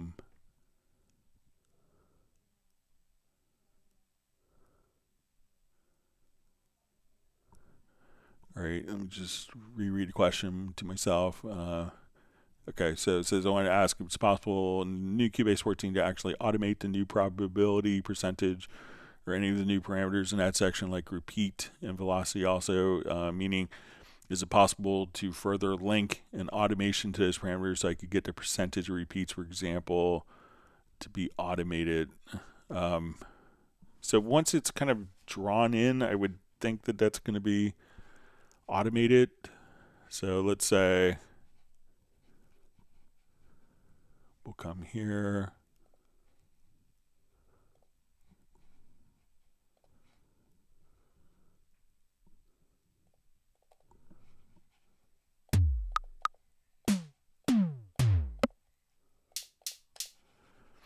Okay, so I'm not sure if it's in the pattern editor or the MIDI editor. All right, so let's say I come and we drop in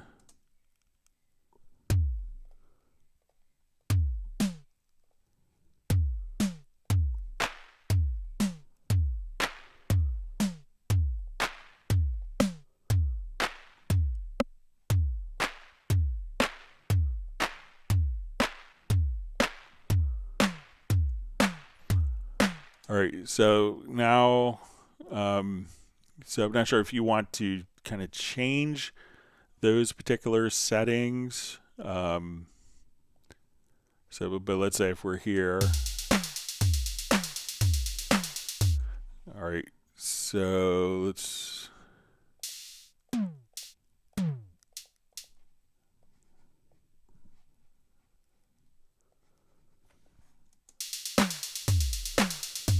Let me just.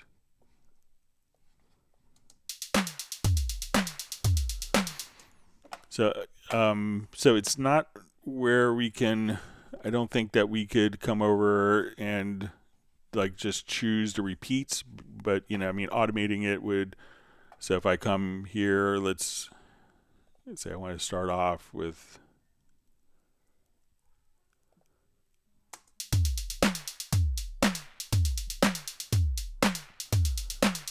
So if you want to kind of just be able to change these, like, you know, to right click, these aren't automatable, but you know, it's automated in that when we come over here to the probability that these, so while these aren't automatable, it will, you know, do the same kind of percentage.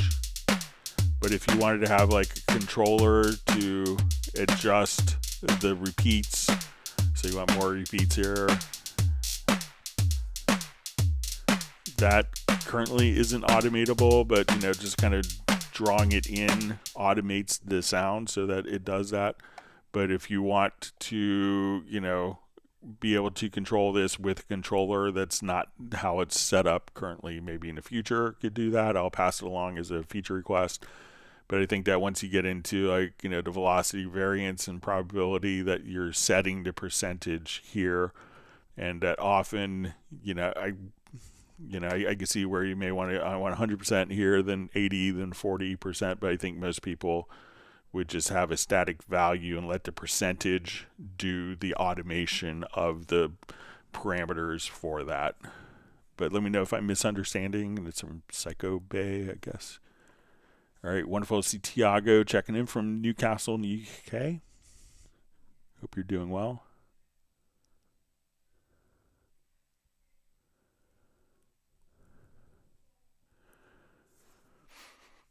All right, so you see DaVinci Girl just says, did I have a chance to check out the impulse responses? So I didn't get a chance to look at them because we're kind of straight on holiday after the last live stream last week, but I'll take a look at it tomorrow morning when I have some time. So, but I have the link saved.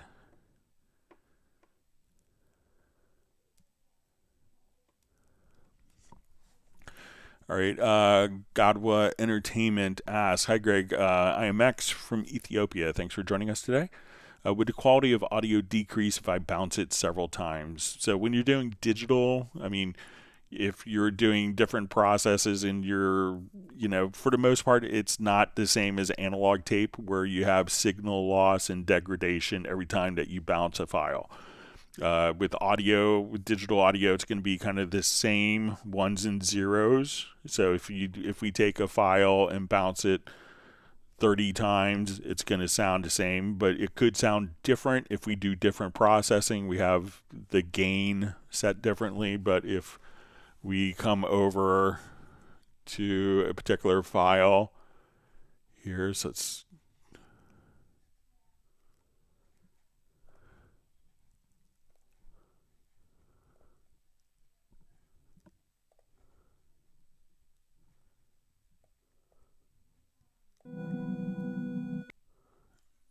find something that we can.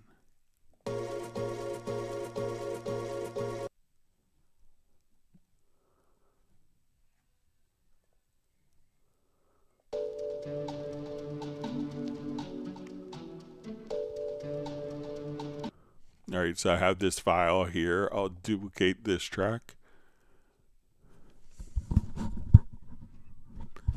And I'm going to take this and let's just bounce this file a few times. So I'll just come here to bounce selection or replace. Bounce selection, replace.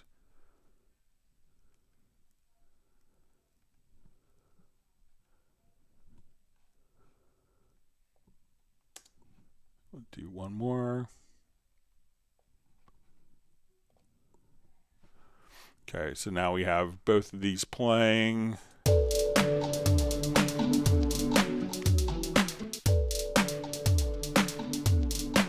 So when we kind of go back and forth.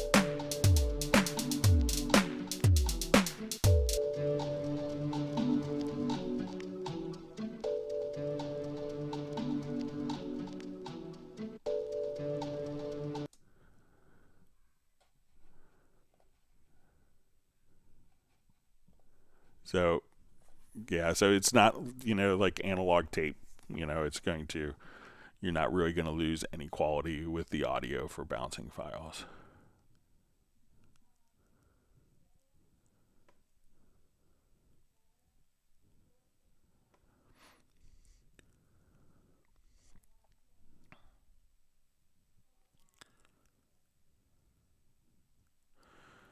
All right, so we see from Paul Claridge, says, "Greg, is there an issue with the MIDI remote? Every time I open a project, I have 3 controllers set up, and it opens with about 2 copies of each controller. They are blank. I have to keep removing them. So I think it's something that might be resolved in the next maintenance update.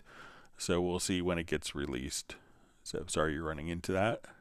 All right, so you see Soren checking in from Sweden. Thanks for joining us.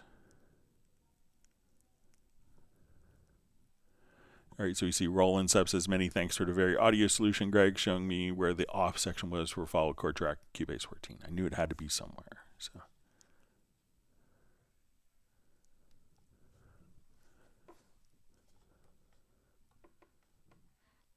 All right, wait.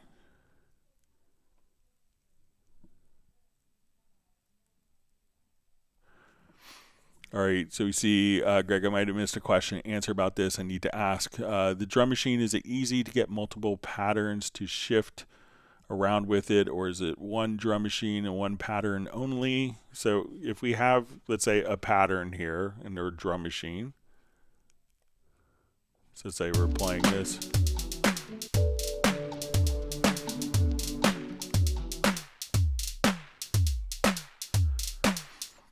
All right, so we can think of the pattern editor and drum machine work kind of hand in hand, but they are independent. So if we have our drum machine here and we go to our pattern editor, so we'll just come back over here quickly. So now when we double click, we can So we can see our pattern. Now, if we want a different pattern, we could just come right over here and do a new pattern. We could have one.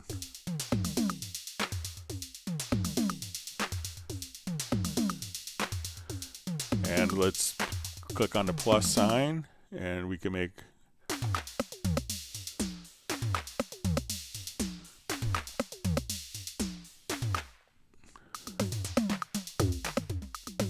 so now when I drag the pattern into my project, and we can make copies of it. Like I say, I want pattern 1 going to pattern 4, going to pattern 2, to pattern 2, and we'll make this pattern 3, pattern 1, pattern 4. So now we could listen to it.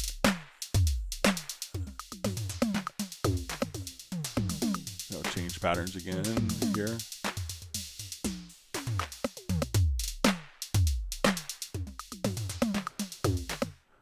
So anytime that we drag a pattern, we could take any of the patterns that were created for that particular track and switch back and forth between them.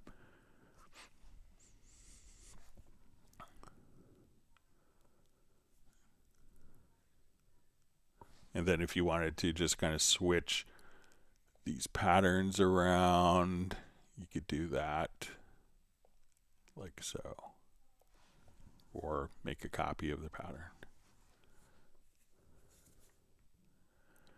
All right, so we have Constantine Gogu just saying hello from Wales. Thanks for joining us. Always wonderful to see Grant Nicholas from Baltimore on, who says VariAudio is his Swiss Army knife.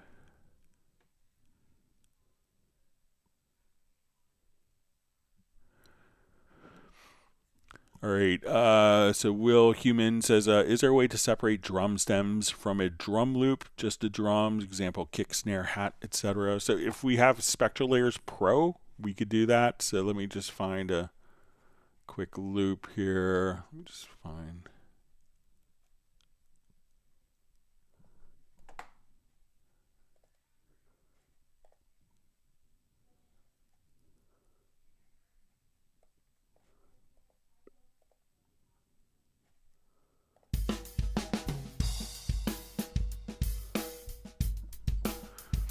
All right, so you get a SpectralLayers Go version 11 with Cubase, but there's also the SpectralLayers, which I think is on promotion now, might be 40 or 50% off.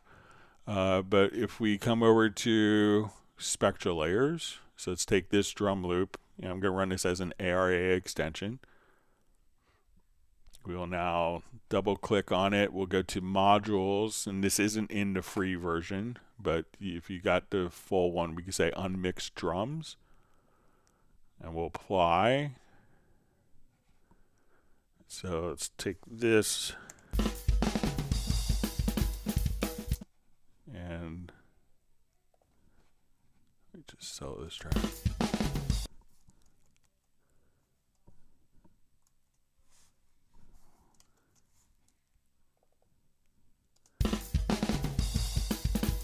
See if I try a different loop here.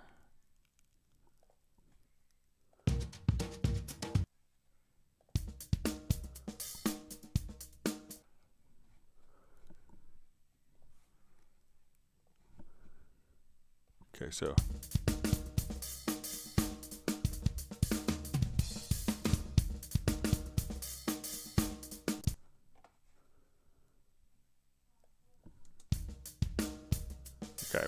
I have this loop here. So we'll go to our SpectralLayers, load it as an extension. So now when I double click, we'll come over to our modules, and we'll say unmixed drums.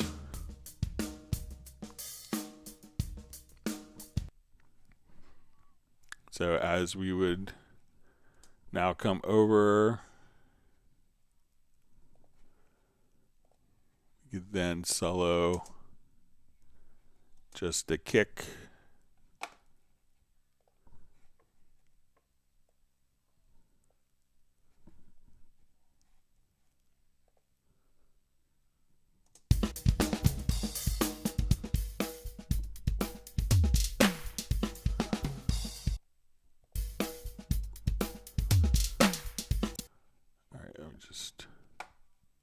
solo this track here.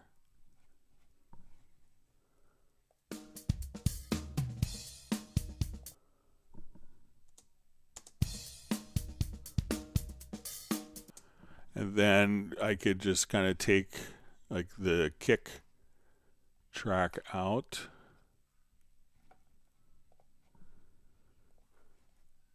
Just going to start this. Let me just try this from the beginning again here. Just a new project.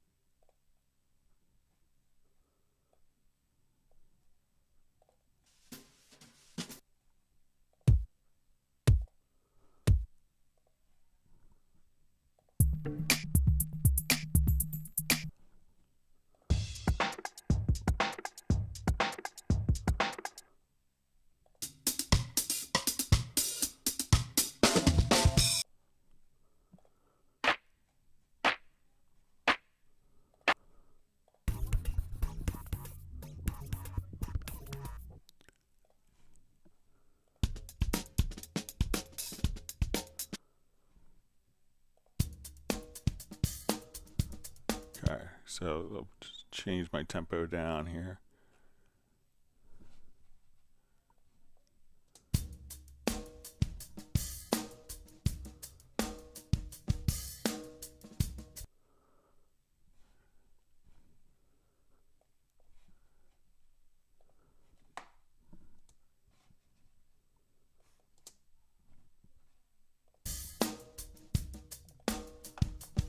Okay, so let's come over here to our Spectral Layers. Sorry about that.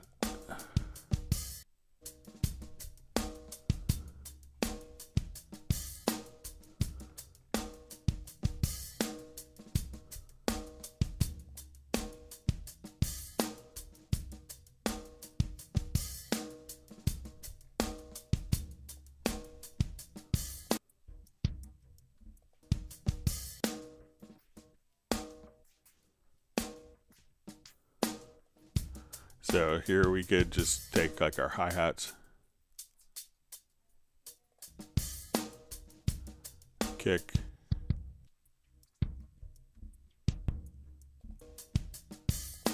snare, and kind of break it down into different parts.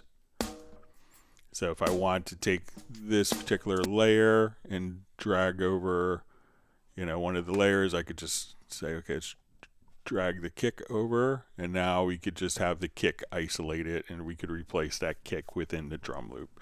So go to SpectralLayers, run it, and again, that's in SpectralLayers Pro. It's currently on promotion. Go to your modules, and then you could unmix drums.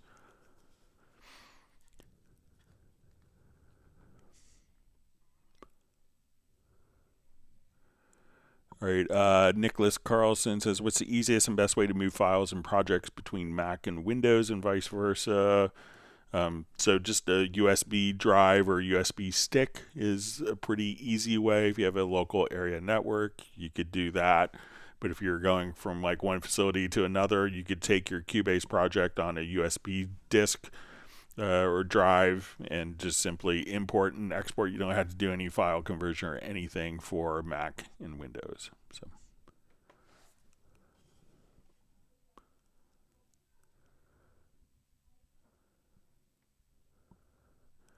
All right, artist known as Love wants people to hit the like button.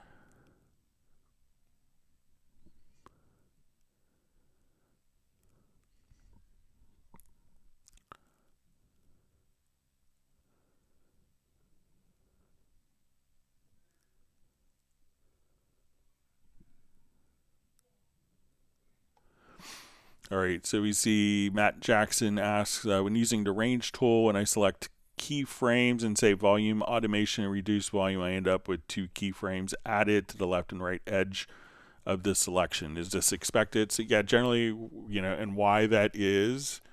So let's say we'll just drag this file in here, and we do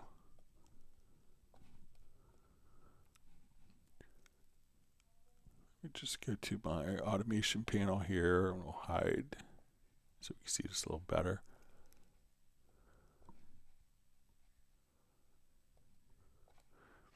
Okay, so when we come over, let's say we select a range and we move this down.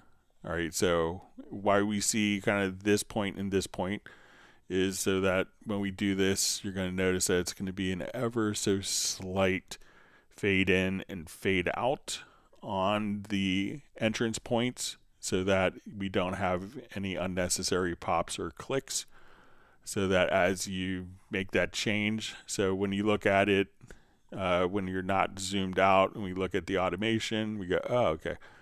Why it adds that is these are actually just very subtly, very quickly just apart. They look like they're on top of each other, but when zooming in and out, you'll have kind of like a short fade in and fade out right there by default, so that you don't have kind of unwanted clicks and pops when you make automation adjustments.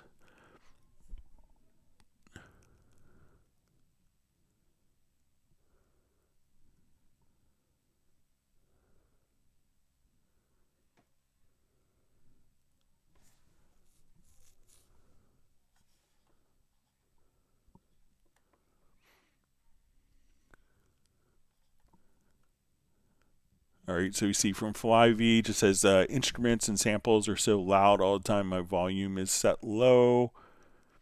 So let me know if it's loud in the project or if it's loud on the preview, because the preview has kind of a separate, it will have a separate file. So it will have a separate volume right here. So check just to make sure that like if we have this going on,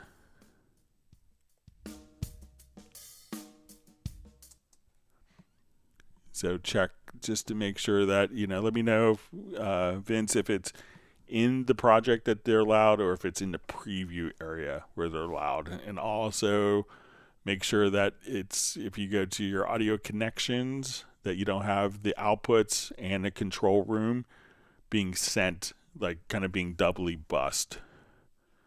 So probably in the VST connections window, make sure your output is probably set to not connected, and connected in the control room if you're using that.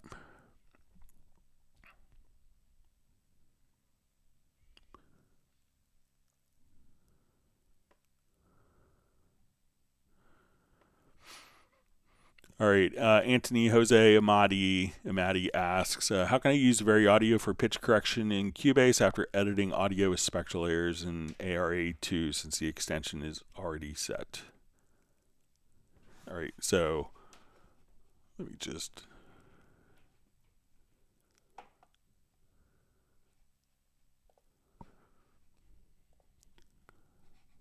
All right, so let's say if I have a project here and this project is unmixed.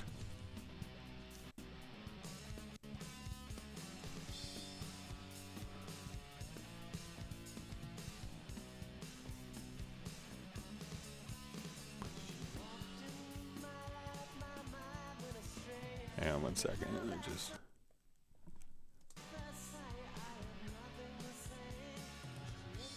All right, so when I go here, I have these kind of unmixed. So if I go to my vocals,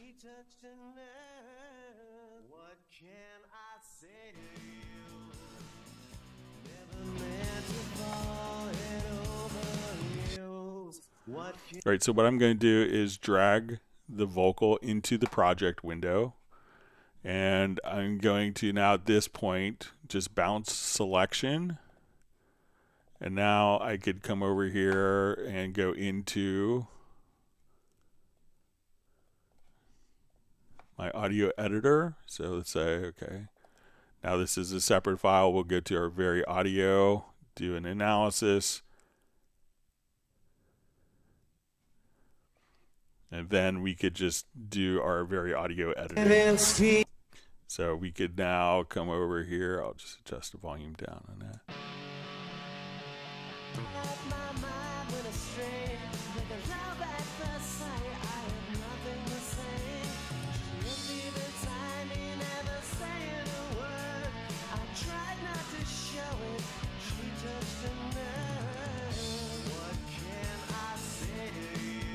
So let's say we'll move this note up here. So we can just move it to bad notes here.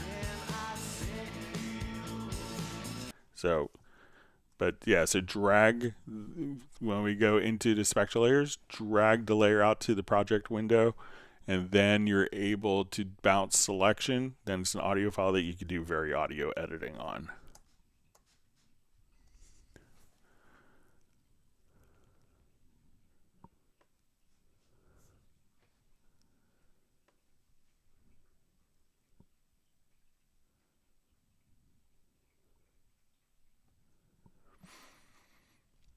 All right.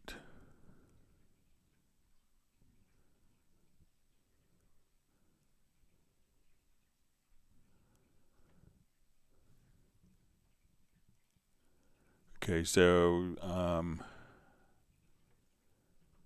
right, so we see Psycho Bay was just saying that he wants to automate the parameters. I mean, I could see where, you know, it's an interesting concept, but I'm not sure practically if you would, you know, because it's always going to be kind of within the particular pattern, you know, that it's kind of like, you know, a control surface to edit your control surface, you know, moving a fader, like you move one fader to move another fader, because that actually is changing the parameters.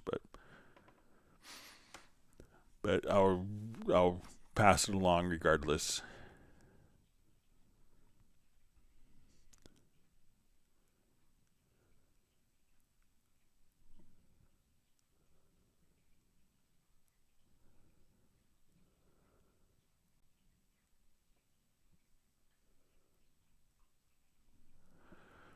All right, so we see from Jay Hobart, can you step input legato notes where one note extends past the start of the second? It always stacks them on top of each other, and legato function only extends note 1 to 2, not past, which hammer on requires. So if you want, you know, how MIDI works is that MIDI can only play, you know, a single note, like the same note, once at a time. It's a binary function, it's on or it's off, and that's how MIDI works. So you can't have like, so here we'll just show here quickly.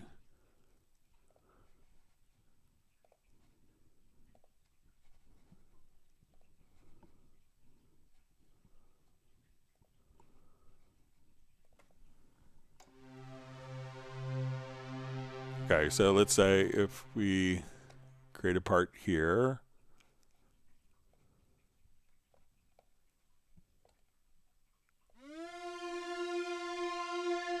and then I have like a secondary note, and let's say this note is on top.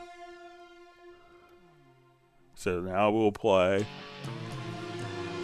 Here, we'll just, so we could choose, like, you know, because if it's going to be on the same pitch, we can only hear how MIDI is set up, and the language of MIDI is that, you know, if we select this note to be on top, we're going to trigger this note twice.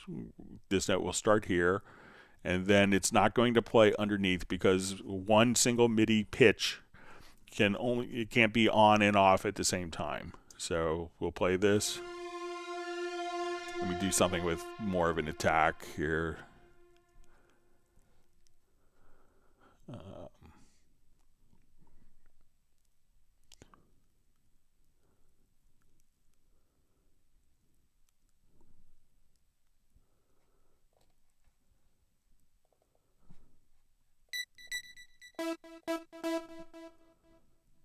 We'll try this. Okay, so there we could hear. So, you know, how, again, MIDI is going to work is we can't have this note playing underneath this note.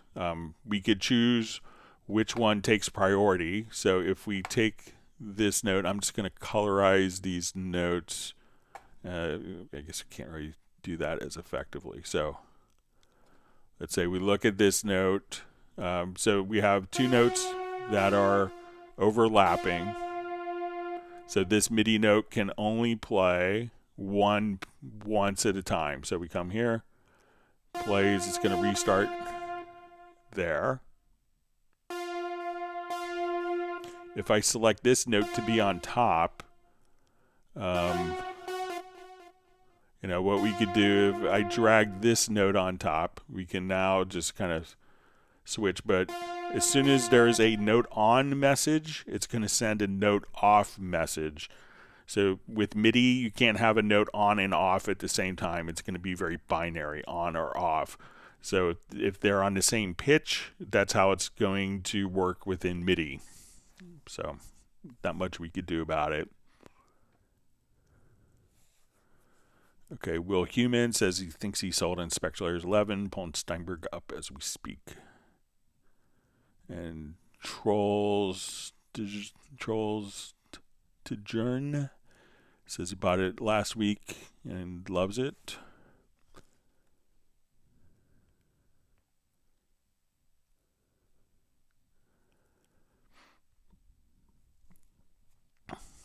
So we see from Soren, just says, Greg, maybe a question I should send as email to give more info. When I'm using VST Connect Pro and remotely recording a friend singing in the middle, the audio recording appears a click, how, and why. Yeah, so if you want to send me the file, if you could share the file with me, that would be helpful as well.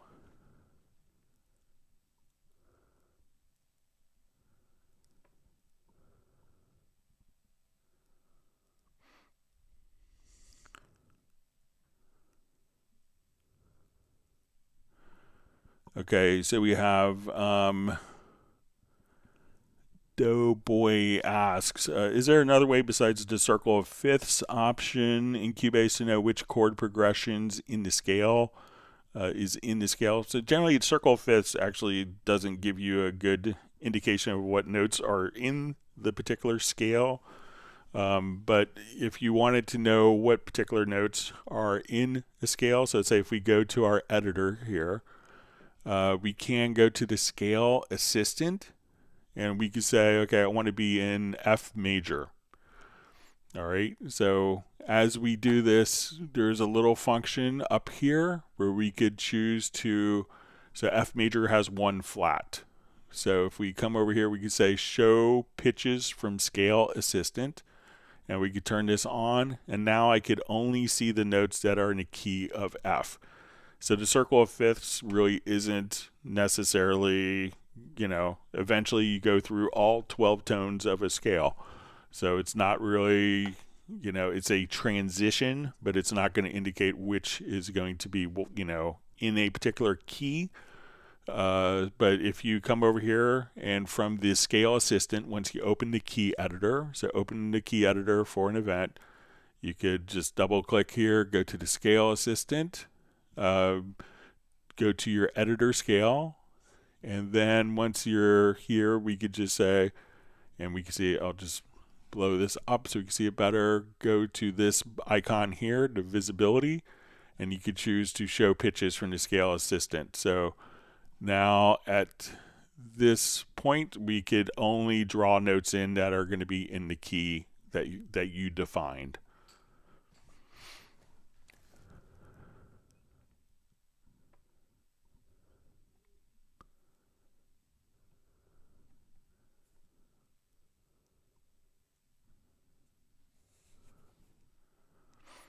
All right. So Anthony Jose Amati asked, do we have a master transpose for the entire project? So sure, we have what we call a transpose track. So let's say if I'm here,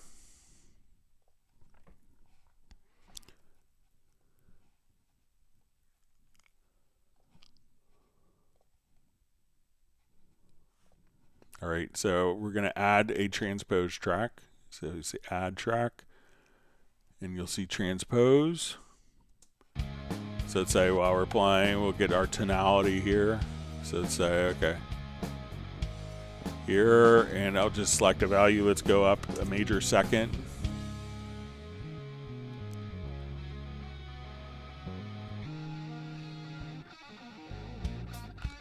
And you could choose tracks not to follow to be independent of the track transpose.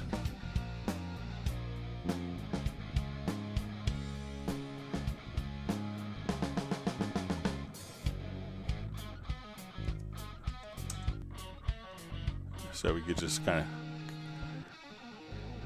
go from our normal key, we'll go up 2 semitones.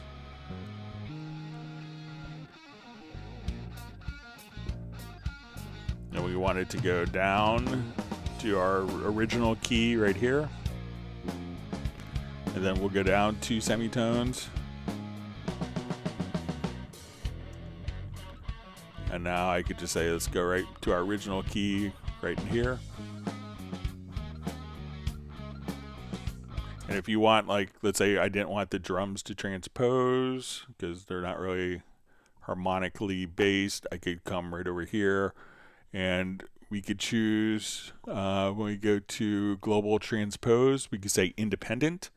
So now when we do our transpose, our drums won't transpose, only the guitars and basses will.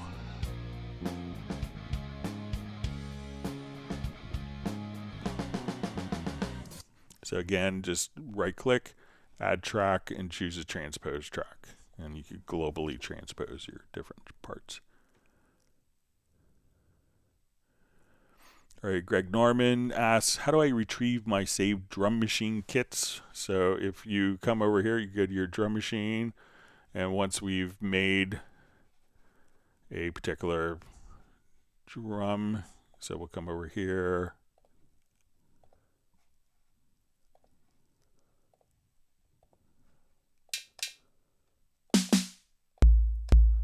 All right, so you would just save it as a track preset. So once we come here, we could just say save track preset. We will call it December 3rd, 2024. All right, so I will, let's say, cut the pads here.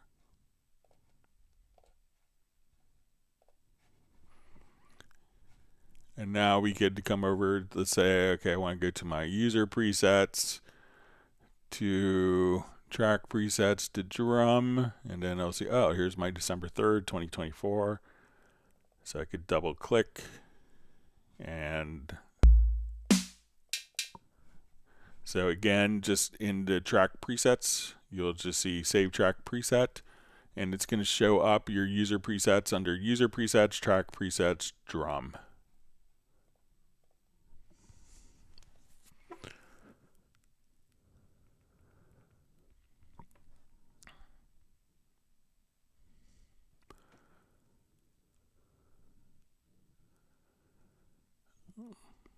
All right. Mark Chiambo asks, hey Greg, is it possible to separately colorize the events of a folder track to be different from the folder track color? Seem not to be able to.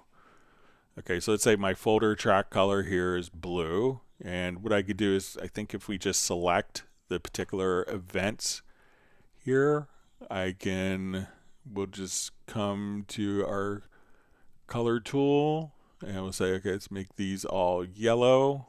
And we can see that the folder track, while it's still blue, is reflecting the different colors.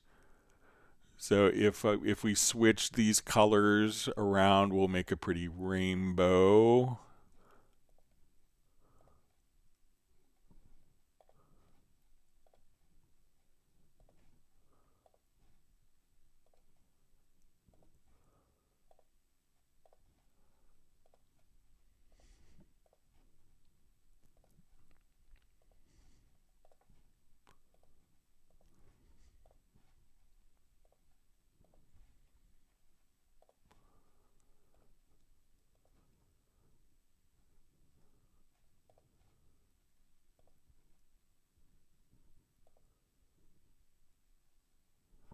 So now when we look at our folder track, we can see that the folder track has its own color, but can show the different elements within the folder track and its colors.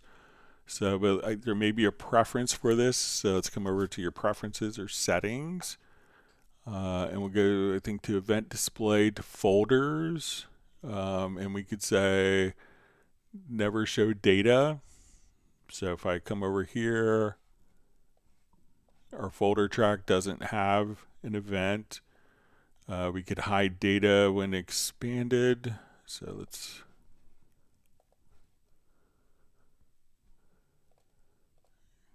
say we want to show the data, but we won't show event details.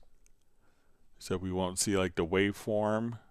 So you can see that the folder track can have its own color. But the folder track also reflects the colors of the event within the folder track. So let me know if that makes sense for you, Mark.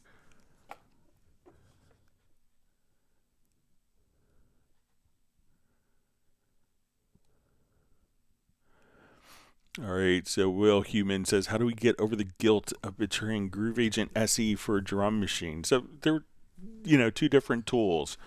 So, if you wanted like an acoustic drummer who's get like a virtual session drummer, Groove Agent is perfect for that. If you wanted to do slicing of different loops, Groove Agent has great functionality for that. So, use them both together. That's the point. And we didn't want to necessarily change Groove Agent to make it work like the drum machine or make the drum machine work like Groove Agent. So we realize that there's two separate workflows, two separate kind of concepts and paradigms of how to work. And instead of trying to make, one tool do 3 tricks, just have a dedicated tool just for, I don't have to load up anything to start making beats. I could just do it in the lower zone and get started. So embrace both Groove Agent and the drum machine.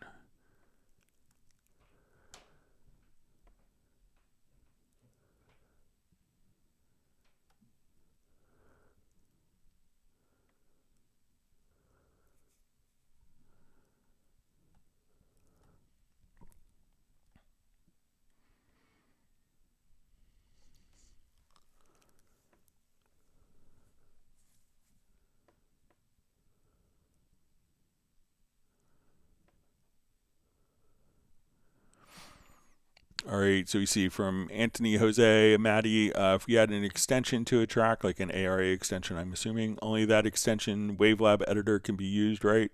How can I use both the normal editor's features, audio wrap, maybe audio warp, and the extension features, editor's features together? So once you're, if you're choosing, one other thing that you could do is instead of running, it's obvious that there's great stuff that you could do running Wavelab as an ARA extension. So let me just find something.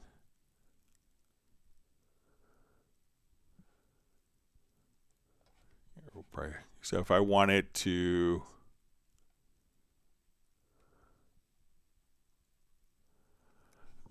come over here, so I don't necessarily have to run Wavelab as an extension as well. So I could just take a particular file, and if we go to audio, I could just say, let's edit in Wavelab. And now that particular audio file, I could load it up in Wavelab and do my edits on it. So you just come right over here. There's that file, and I can make my edits and send it back to Cubase. So we could just come right over here and update the source file. So I don't have to run it as an ARA extension for Wavelab. I could run it kind of concurrently with Cubase. A lot of people wanted to be able to run it as an ARA extension for other DAWs that don't have this capability of this linkage.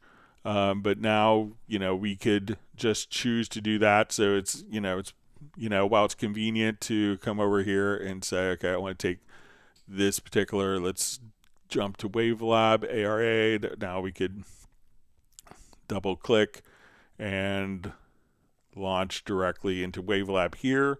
So, and that's just kind of the convenience of keeping it in one particular editor. But if we make a change in Wavelab, we can just come right over here and choose to make the extension permanent if we want. So, and then you could do other edits. So it doesn't have to always stay in the ARA extension. You could just take into ARA extension to your edits. And then if you wanted to, just come over and make a duplicate track version, and then you could have the original file and just simply go back and forth between the original if needed. But you could do your edits in Wavelab or SpectralLayers, write those edits into the file, and then do other audio edits inside of Cubase.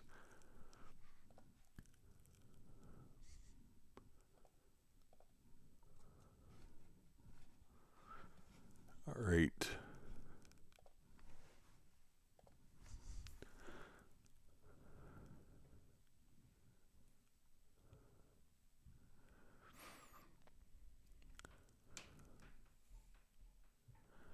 Okay, so we have from Tim. Okay, so we see from FlyV says it's loud on both Media Bay and the project window. So if you're using kind of like the Steinberg instruments, if you want to send me a project file, I'd be happy to take a look at it. So if you're using like, Hallion and Groove Agent and Drum Machine, so if you want to send me just like your .cpr file to clubcubase@steinberg.de, I'd be happy to take a look at it for you, Vince.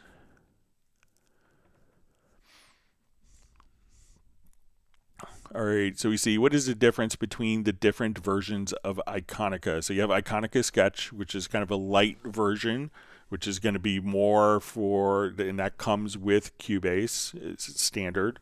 You have the Iconica sections and players, and what sections and players are is going to be individual players, and like individual instruments with multiple.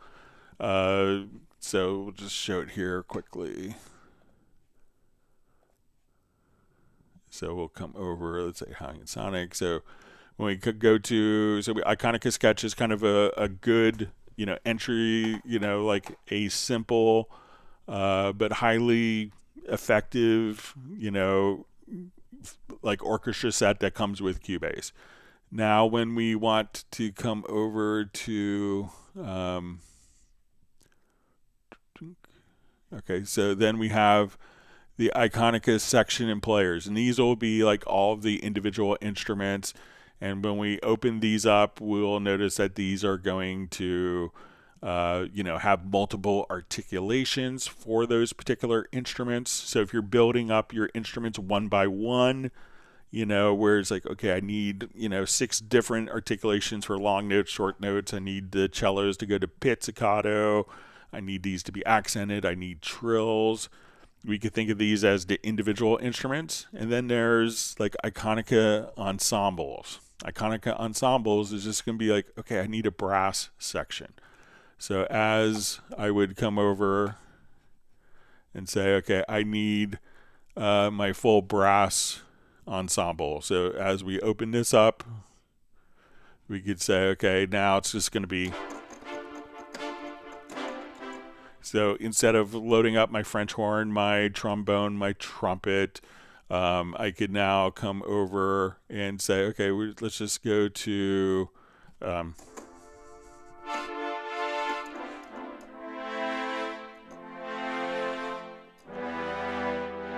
so I don't have to load each individual instrument. These will have kind of all of the instruments kind of set together.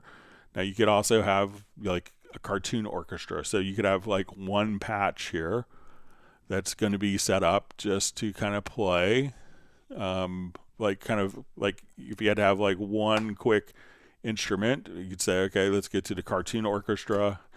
And as we would play sounds on our cartoon orchestra,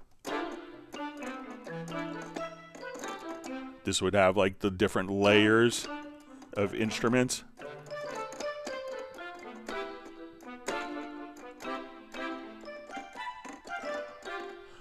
And then you have what's called, so we have, one is going to be basically like different ensembles that have been put together, wind, strings, so that you don't have to go through at a granular level and do that.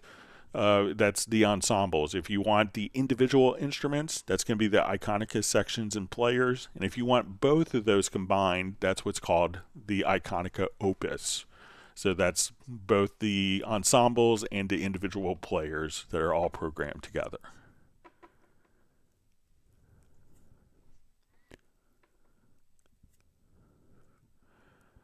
All right, so we see Anthony Jose says, need more tutorials on VST Live Pro, specifically using with the multiple soft instruments loaded and switching between them seamlessly using pads, like changing patches on a real keyboard. So I think that there are some tutorials already that show that on the Steinberg YouTube channels. I'll make a note to have something prepared for next Friday's live stream if you want to check that out.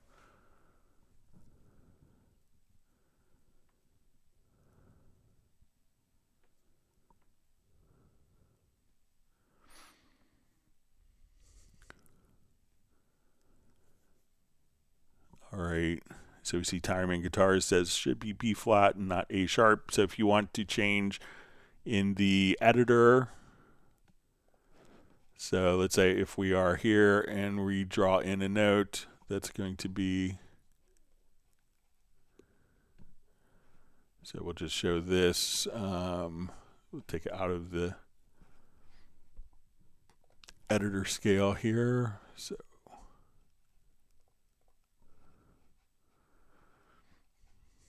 all right, so let's say if we draw in a note here and we see that this is, we say A sharp 4, A sharp 3. All right, and we want that to say B flat instead. What we could do is if we have a chord track,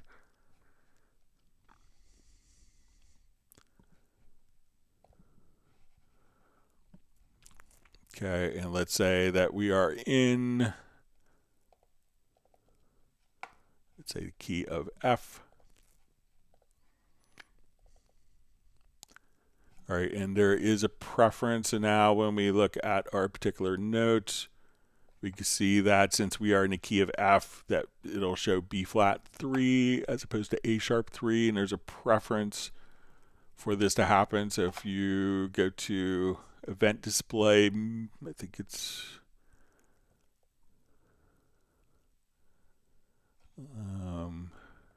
that was under,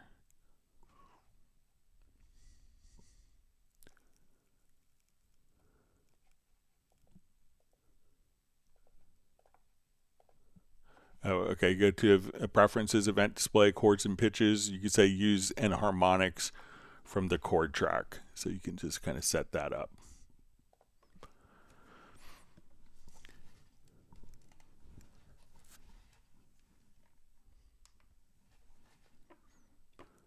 All right, let's go to the next question here. Thanks for all the great questions.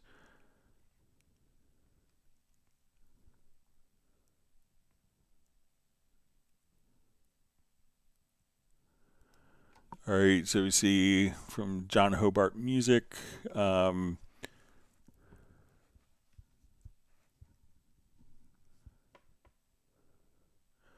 Says if you try to input a legato hammer-on passage, it stacks C and D together. The legato function only extends end of C to start a D. Hammer-on requires extend past D to work. So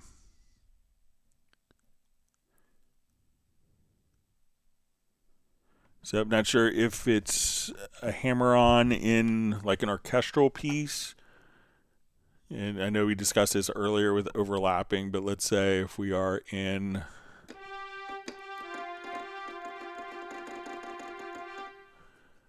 okay, so let's say we're, and it could also depend on the passage. So let's say if we come over here,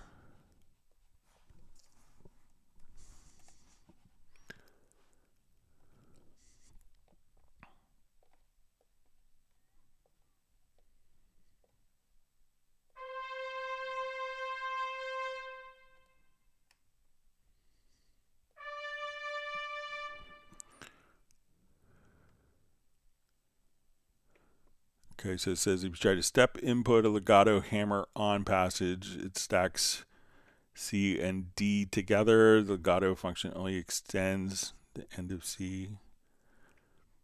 So let's say if I wanted to come here and we'll put it in step input, I'll put 16th notes.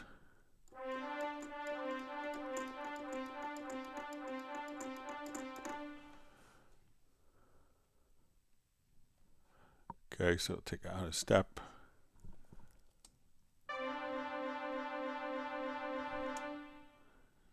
All right. So it stacks the C and D together.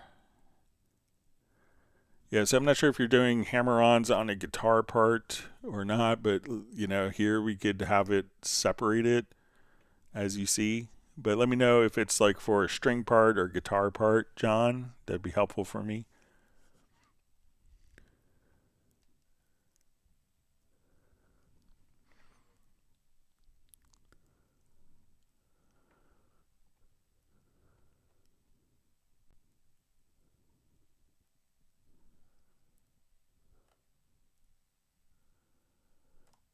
All right, sorry, Okay, so we have a question from Anthony. Can the master transpose track be automated like smooth pitch bend transpose instead of a hard transpose on sections? So currently it's going to be set up for doing, you know, by semitone. You know, what I've seen some people do that want to just mimic that behavior. Let's just come over here. I'll just revert this.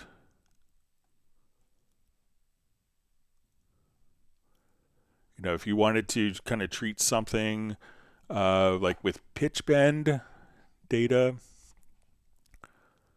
So let's say if I want to, I'll just do a quick export audio mix down. I'll do a small section of it.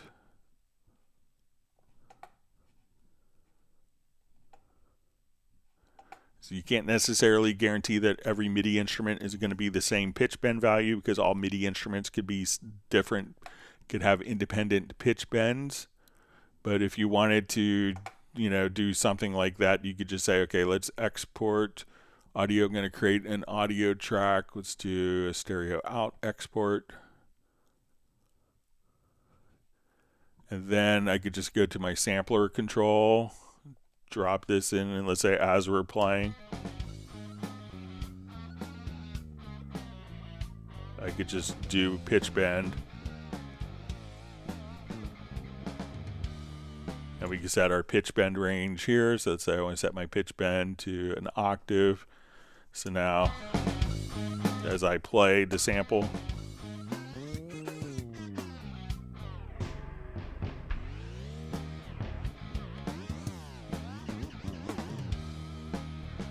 and then let's see if it works with Audio Orb.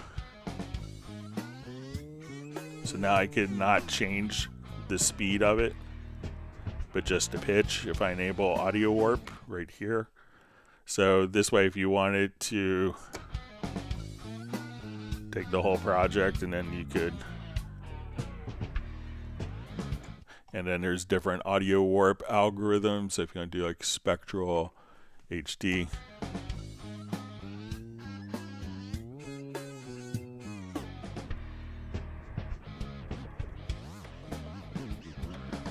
so that's a quick, easy way. If you wanted to just do transpose globally, just do a mix down, drop into a sampler track, and have fun.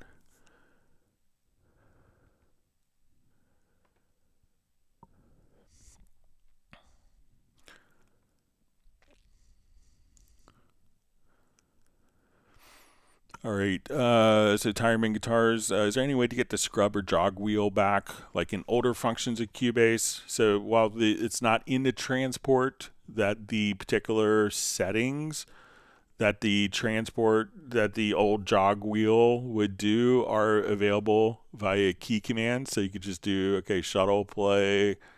So like as you come over here, you could just assign all that was doing the shuttle play reverse, just like this. So all the particular functions are still in the program. You just access it through different key commands or different controllers right there. So if you wanted to do your shuttle play, just look up shuttle play in the key commands, and it's just you access it through keyboard shortcuts as opposed to the jog wheel that was on the transport, but it's the same function.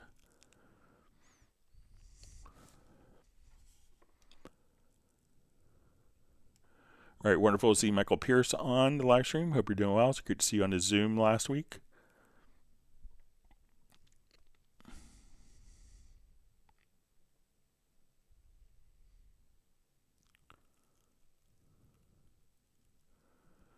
All right, Gary Strauss says, hi, Greg. When I upgrade to Cubase 14, will I lose my MIDI remote maps? No. So they still work.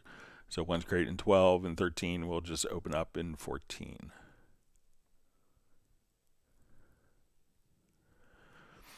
All right, Lazarus asks, how can I rescan my audio files in VST sound banks in Media Bay? Everything's disappeared after updating Cubase to version 14.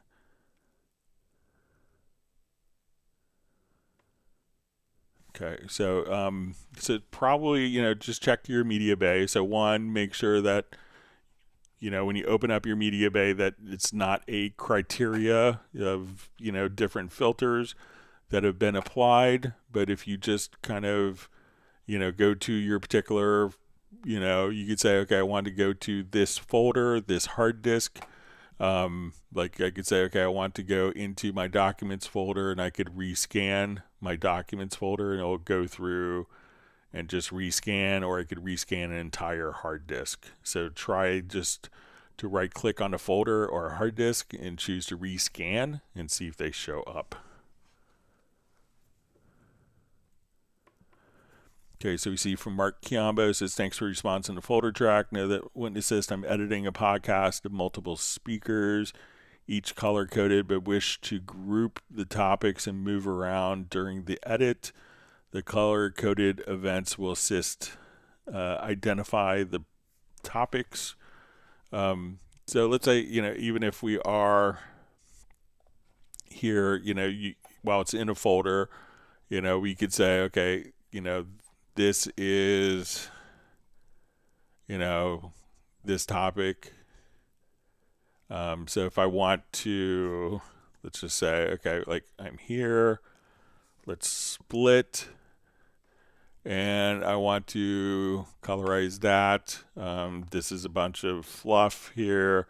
I like this. I want to come over and I'll hit Shift X to split the events, and then we could choose kind of like our highlighted areas. So like where it's like, okay, this was a bad topic of conversation, but this one was quite good. We can now just kind of come over and, change different color schemes for different events. But if you let me know like how you want it color coded. But when we come over here, we can still see that the folder could be colored independently, but then we could have different. This guy said something really interesting and good. I want to use this. This is my good comment color. I like this comment from this guy that I want to utilize as well. So we could just, there's a lot of creativity that you could do within colors, but if you give me some more details, I'll try to recreate that for you, Mark.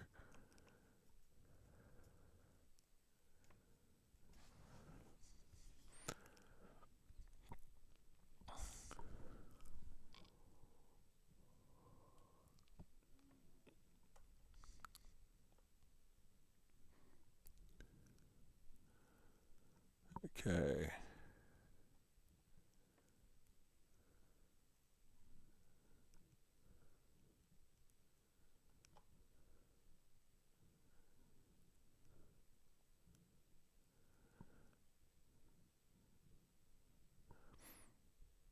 All right, we see Nick has to run. Thanks for joining us.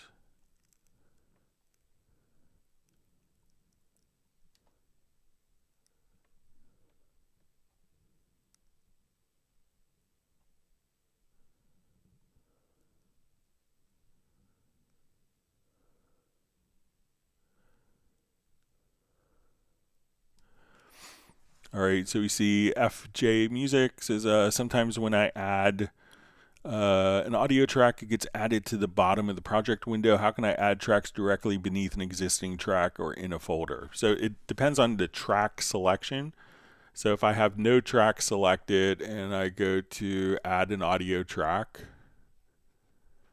so we'll just click here, add audio track. It's going to get added like to the bottom of, all right, so that's where I had selected. Okay, so let me just undo that. All right, so if let's say I have this track selected, this is in the folder, so I right click, let's add an audio track, it's going to add it directly below. So wherever the track is, when I go to add an audio track, it's going to add it below the last selected track. And if no tracks are selected, and we go to add an audio track, I think this will go to the bottom.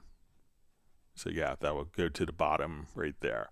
So it really depends on what is selected, and the track will get added below the selected track.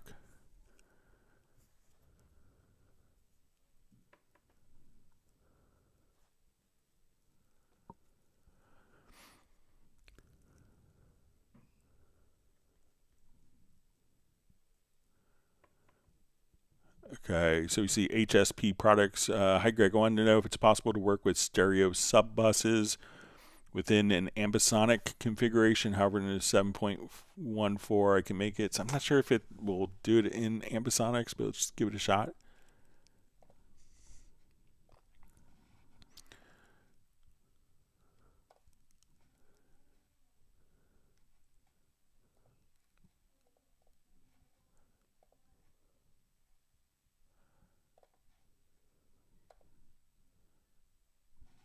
Okay, so let's come over to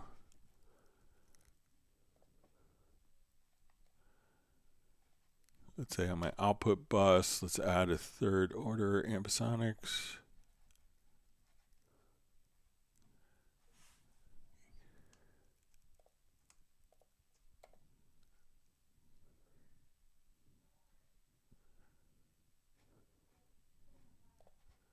Yeah, I don't think that the Ambisonics format really supports it. Like like a traditional 714. So if I add a 714, let me just see if I could. Okay, yeah, try this. So try going to, so I'll just remove this. So right click on the Ambisonics and then add a child bus. And let's see if,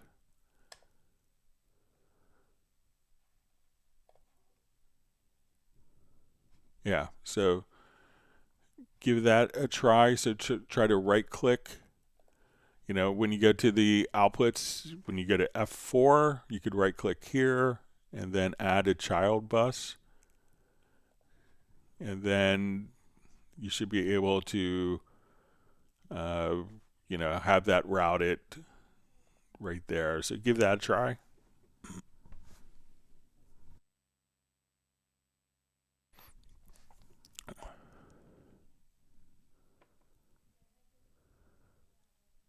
All right, wonderful to see Mark Rabin and his dog Stella is saying woof to everyone. Hope you had a wonderful Thanksgiving, Mark.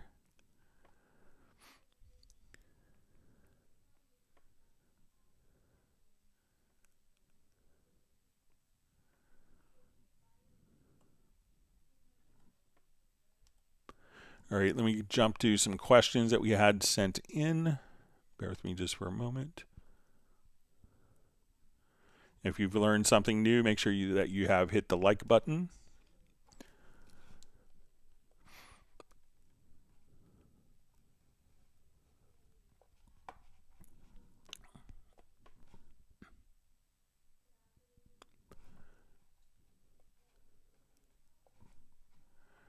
All right, so last week we had a question about how to set up MIDI to trigger a modulator, and I was having a brain cramp with it. So let's say if we have a retro log, we'll just solo this. All right, so when we come over here, we'll go to our modulators. So right now, I just have the modulator on a cutoff. But what was asked is doing a loop and having MIDI to do this. I added a MIDI track, and then on its output, I chose, and we see under sidechain, retrolog 1, modulator 1, LFO, MIDI. So we're going to take a MIDI track, and I put different MIDI rhythms here. So I put like just notes here followed by like a half note followed by 16th notes followed by a whole note or another half note here.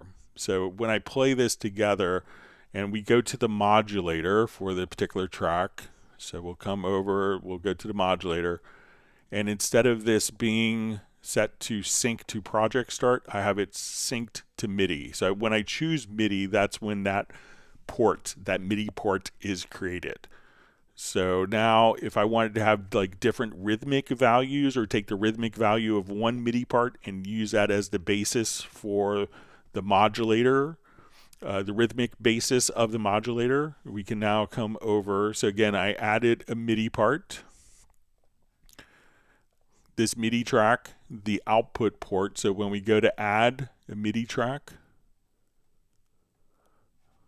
we'll see under sidechain the retrolog MIDI output. So now when we look at our MIDI events here, and we'll play this.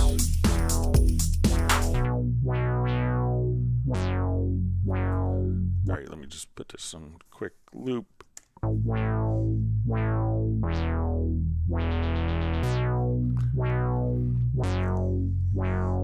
So I'll open up the modulators on top here.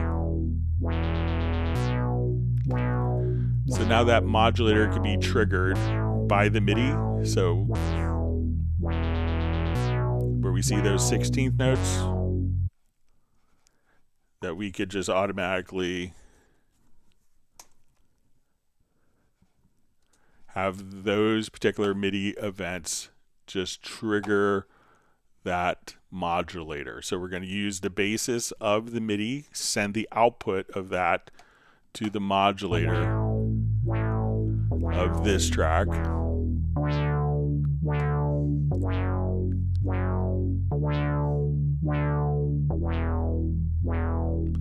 So, and then all we would have to do, so now we unmute this track. This is sending the MIDI. And where we have the 16th notes in this MIDI event.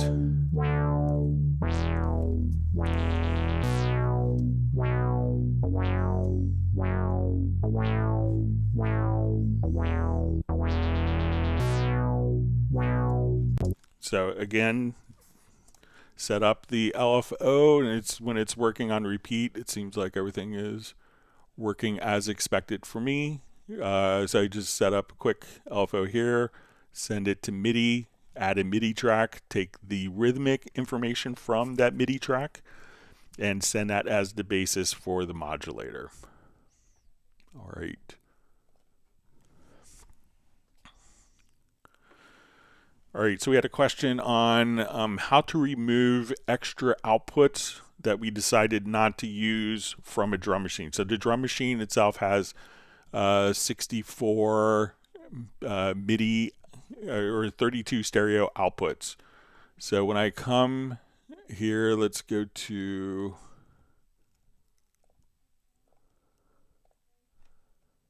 all right, I'm going to add I'll add a drum track.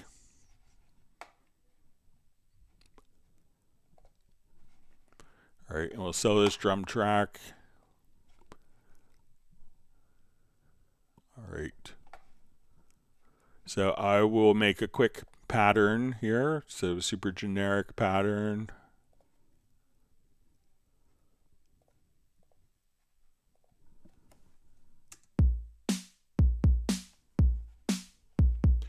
All right, so in the drum machine, when we come over, we could say, I want this to go out of output 2. So I'm going to right click on the pad. We're going to assign the snare to output 2.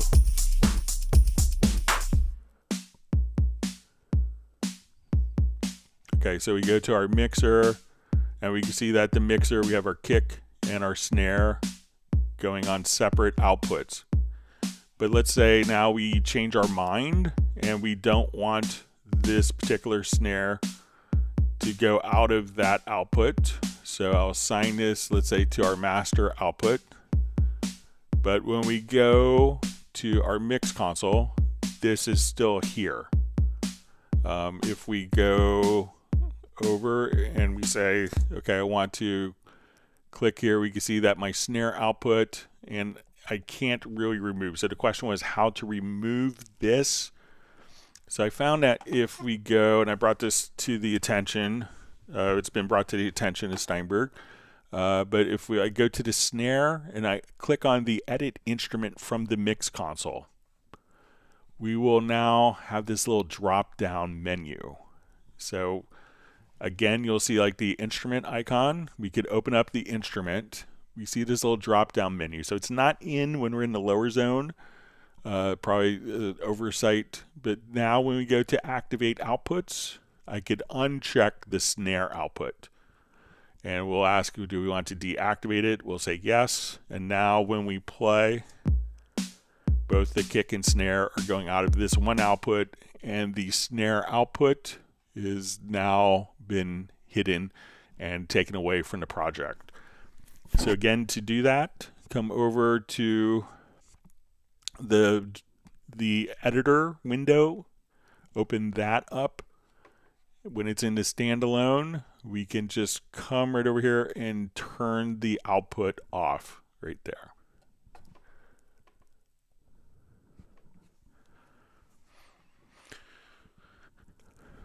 All right, we have a question. Hello, I posted this in the Facebook Cubase group, not a single reply. Can you please help? I've studied Cubase and the Dorico manual. Both are unfortunately somewhat cryptic and hard to understand in this case, so no help there.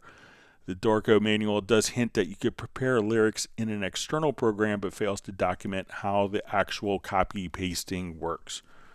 All right, so let's copy and paste lyrics into Dorico from like a notepad. So I'm going to open up Dorico here.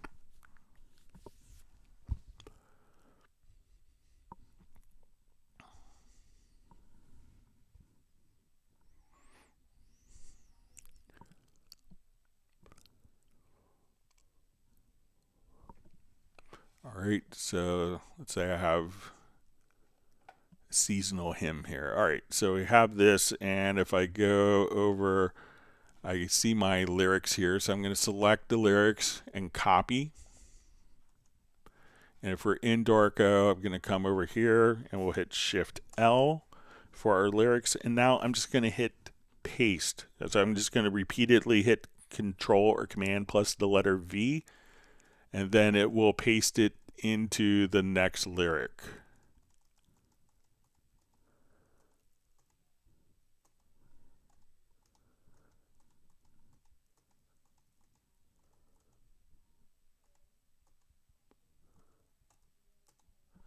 And then if I want to continue on, I could come right here. We could hit Shift L. I'll hit the down button, and we could put in verse 2.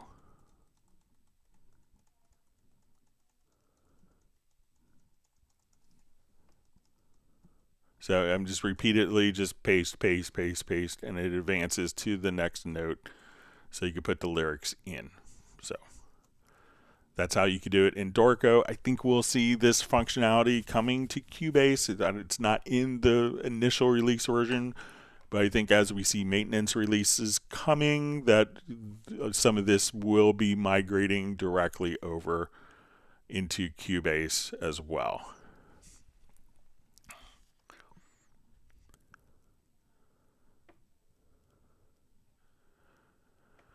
All right, and our question, second thing, it would be really great if you could manually edit the chords in the score editor. For example, a C13 chord is written C7, 9, 11, 13. This is very confusing for a guitarist, for example, in a lead sheet. I would like to write this simply as C13 or C13 sharp 11 is written C7, 9, sharp 11, 13. Yes, the notes are there, but this is not the standard way to write chords, is it? There's, if you ask 100 people how to write chords for chord charts, you'd probably get 100 different answers.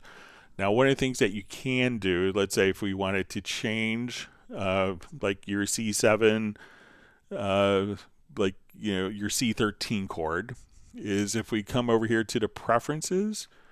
So anytime that we would enter a chord, and we also have this is with, like changing C suspended 4 to C add 4.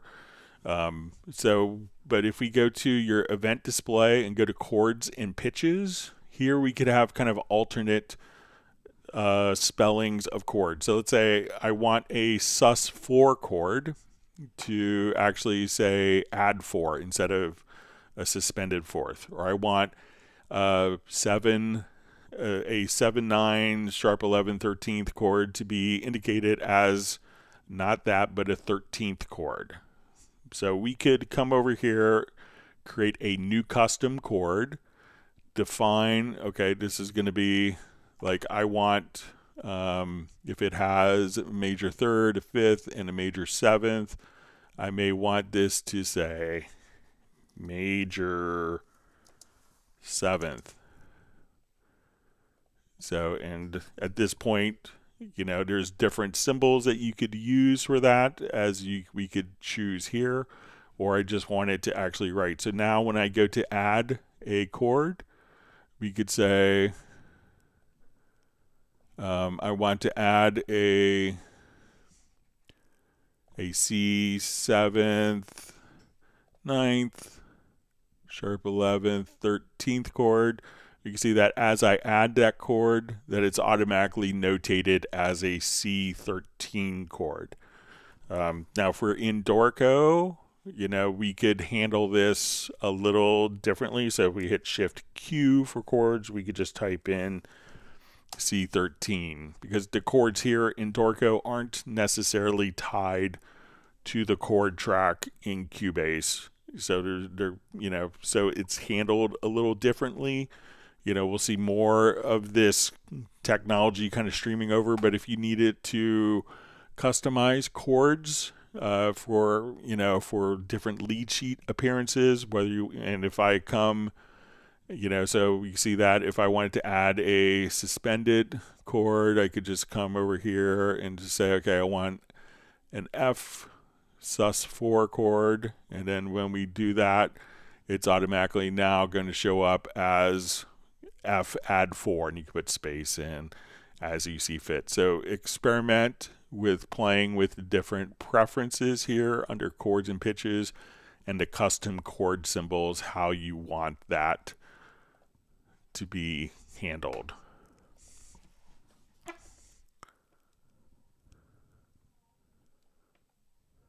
But if we go to, again, Dorico, we could just enter in chords kind of a little more liberally because it's not tied to other editing aspects.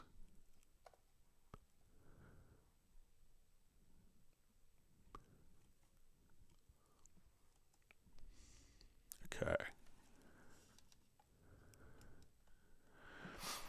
All right, we have a question. Hi, Greg. I hope you're doing great. It's from Johnny Diaz in Pittsburgh. I just got a sample library and that I love, but most of the samples are at a tempo of 115 BPM, and most of my songs are at 106 or lower. What's the fastest way to bring those samples into a Cubase project and get them to match the project's current tempo? Okay, so I will. Sorry. Let's quit the wrong. Almost ended the live stream there. All right, so let me just go and record a couple of audio files here. So I'm going to add, let's say, 4 audio tracks, and we'll say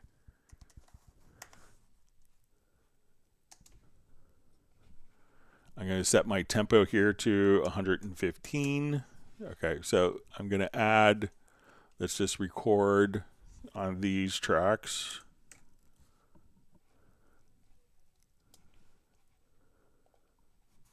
Here, let me set.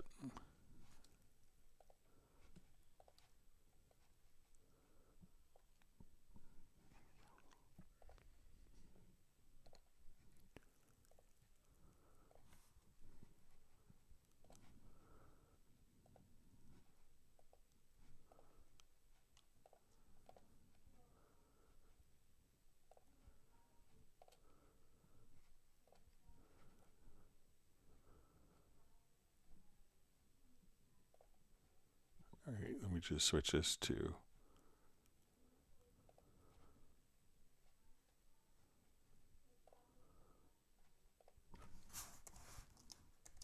Okay, so we want to take the tempo of files. All right, so let's say we're going to take these tempo match files. We'll go ahead and record some audio, just some blank.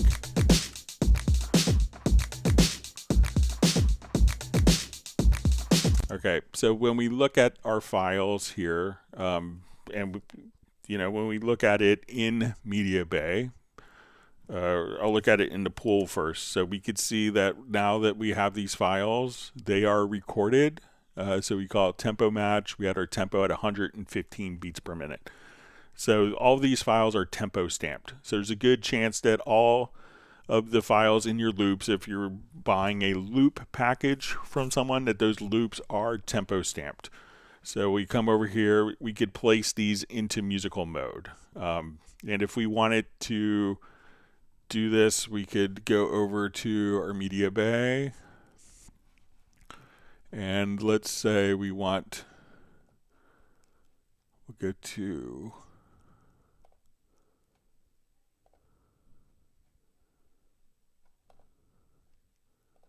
and I'll just find these particular files here. So we can say, let's go to our documents, projects.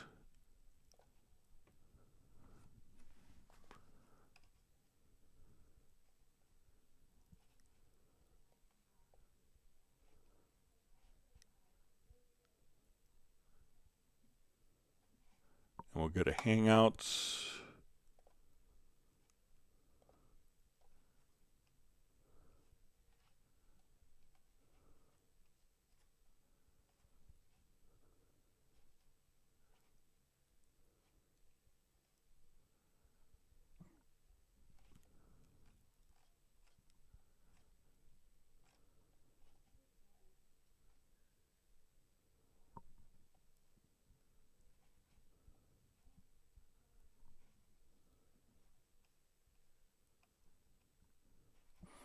All right, so we have our December 3rd. All right, so we're going to look at our audio files. All right, so we'll come over here to, let me just rescan this because we just recorded those files. All right, so we see tempo match. All right, so now all of these files, when we look at them, if you want, make sure that your files, one, that they actually have the tempo embedded. So you could come over here and just say, okay, our tempo is set to, let's say 115. Okay, and we say that this is going to be bars of beats we'll do in 4/4. So now that when we drag these into a project, all you would have to do is, once they're in a project, is make sure that they have the tempo stamp. Most loops that you buy will have a tempo stamp, but then all you have to do is, when you drag them in, just place them into musical mode. And once they're in musical mode, they will automatically follow your project tempo.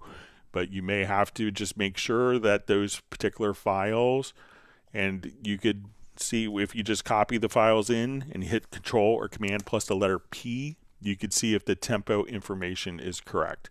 And then you could just place it into musical mode right here. Then it's going to follow whatever your project tempo is.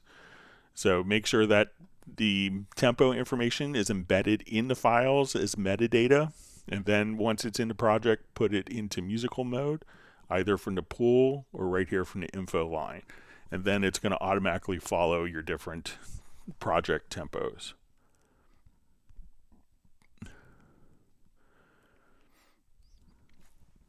All right, we see, will Cubase 14 bring back the choose version to launch option like Cubase 12? And this is like, let me see, I think Dorico may be set up for this as well.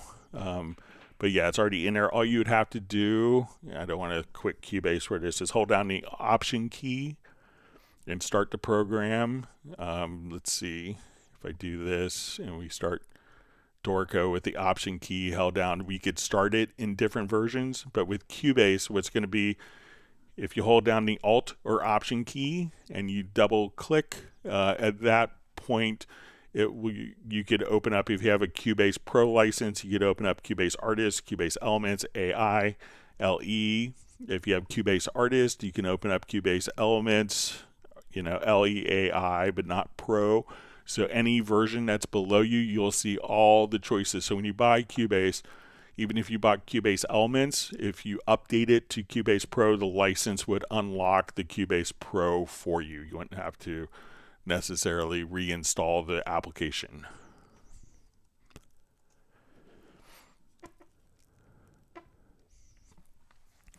All right, so we have a question. It says sometimes the inspector sections appear closed and I have to expand them one by one.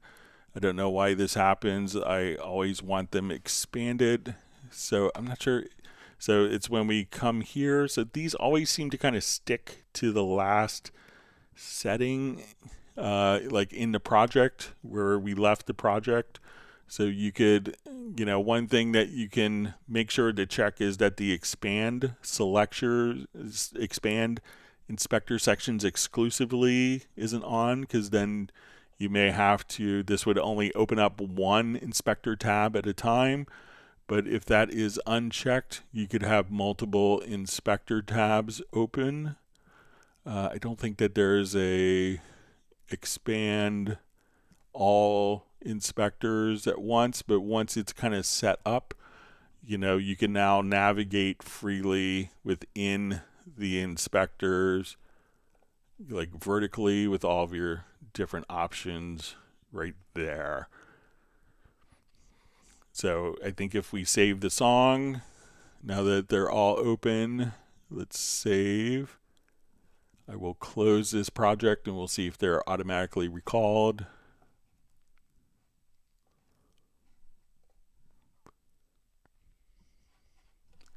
So we'll open up, let's say, our inspector. We can see that they're all open from the last date of the save of the project.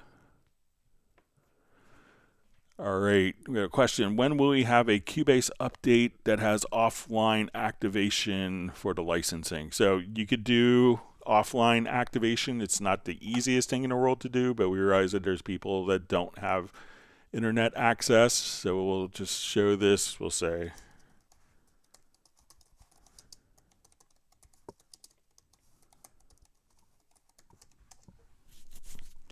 so we'll say that if you just Google Steinberg offline activation, we could come over here and there's the article that will kind of walk you through and a video of how to do the step-by-step instructions if you don't have internet access on your machine that you want to run Cubase on. So again, you could just Google, just the Steinberg licensing offline activation and go through the steps in that article.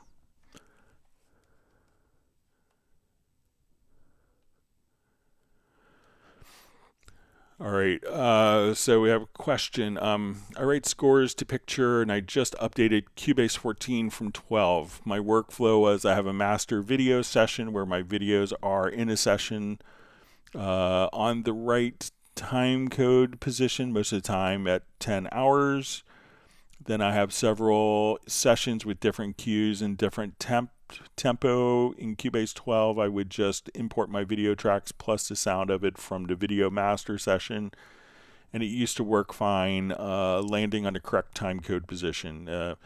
In this way, I can also reference the files and I don't have to copy the same audio to many sessions. In Cubase 14, when I import the tracks, they don't land on the correct timecode. They randomly appear in the timeline. I also had the same problem in Cubase 13.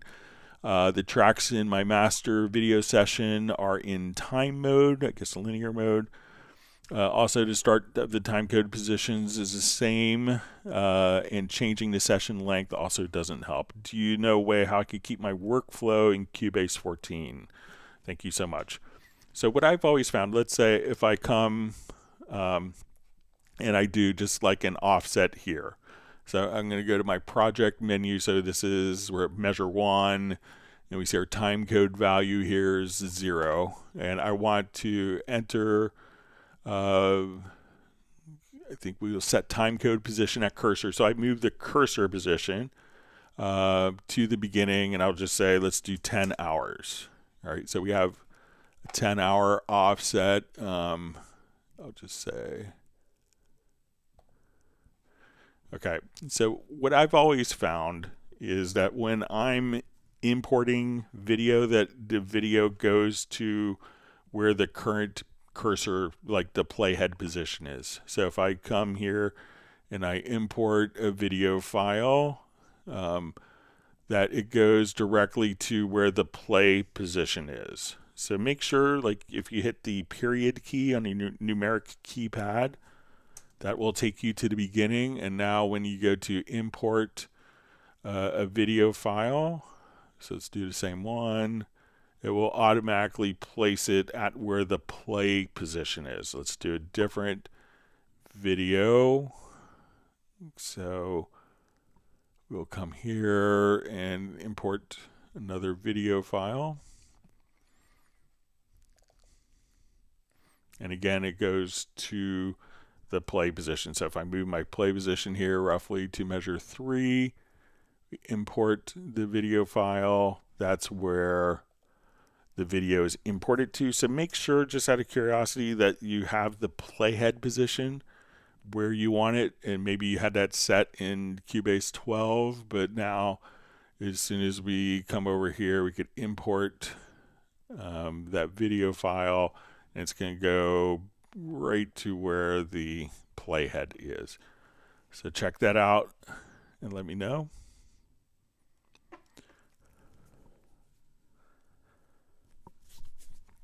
All right, so we see question, hello Greg, please explain to us how to best set up Cubase when using very CPU hungry plugins. Thank you. All right, so one of the things that is always kind of interesting with this is when we look at kind of CPU performance, you realize that there is a lot of times that, you know, some of the things that could really set up like CPUs is how the plugins are allocated, and this is how all DAWs work in the same way. So I don't think there's anything in, you know, in Cubase will utilize all of your performance cores and efficiency cores, unlike many other programs. But so right now I took these 6 tracks and I put on, I'm going to enable this, I put on one plugin. So let's just enable these particular tracks and we'll play this. And I put on like a multi-tap delay, and this multi-tap delay on this particular instrument is using, you know, different plugins for different taps. So this is, each plugin is basically running like 12 plugins each instance. So this could be a CPU heavy plugin. Now when I put it on each individual track and we open up our audio performance monitor, we can see that this is pretty tame in overall. Society and a thriving So let's young say adult. we'll just listen to this. So we could run that super heavy plugin across multiple tracks and it's scaling fine.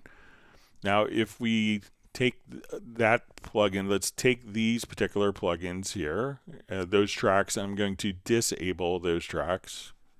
And Cubase didn't like that. All right, let me just open this up again here.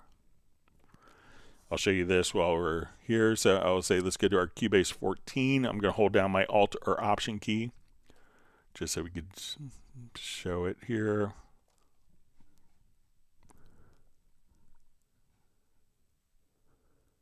May have missed it. All right.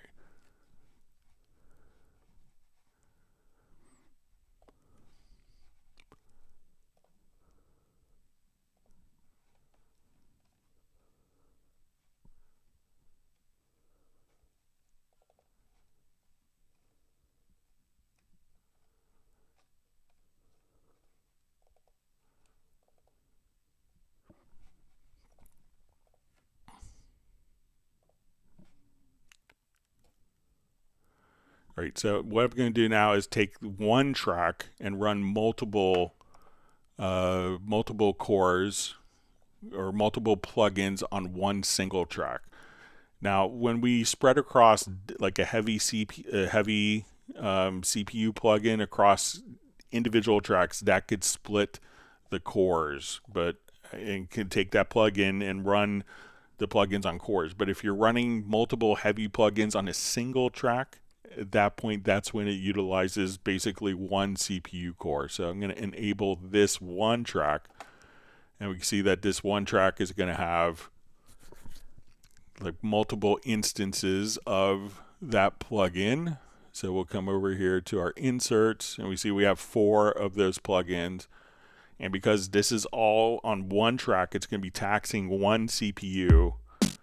That as we come over here, we'll just solo this and we open up, we can see that our performance is now kind of a bit through the roof.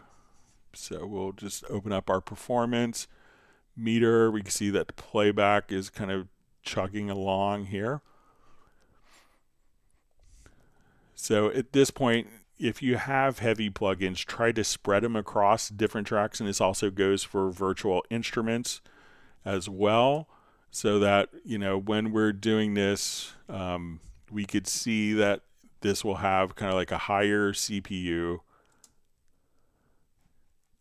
and we could actually see, and we can see in the performance editor that it's saying, okay, you know, that these particular plugins are what is kind of causing like your CPU spikeage. So try to split across different tracks if you can, and then that will allow you to allocate more CPU cores for heavier plugins.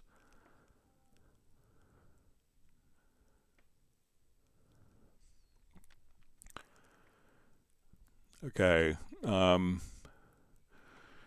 Okay, so we have a question. I'm new to Cubase and just recently installed Cubase 13 LE AI Elements on my Mac. I'm looking for good tutorial video or instructions how to set up a project for receiving my eDrums, Alesis, Strata, Prime module directly from the module and assign to each drum track on a separate track. I also want to know how to record my drums as MIDI notes and use a VST drums plugin. I have to create separate tracks for routing as well. So what I would do in this case is, let's say if we have our drum part, and let me go ahead and just disable this track here.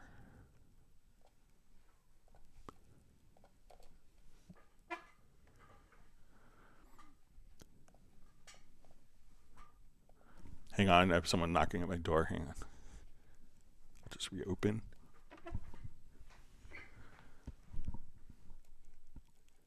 I'll be right back.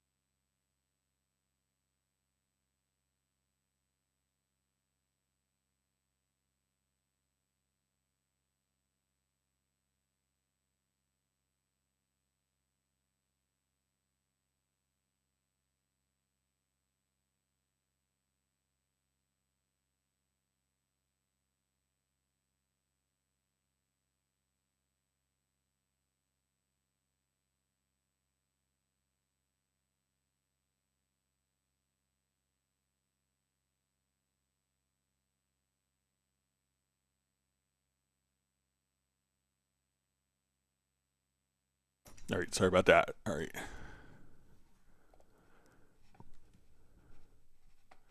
All right, so let's go back to our drum question about splitting up and recording onto different tracks.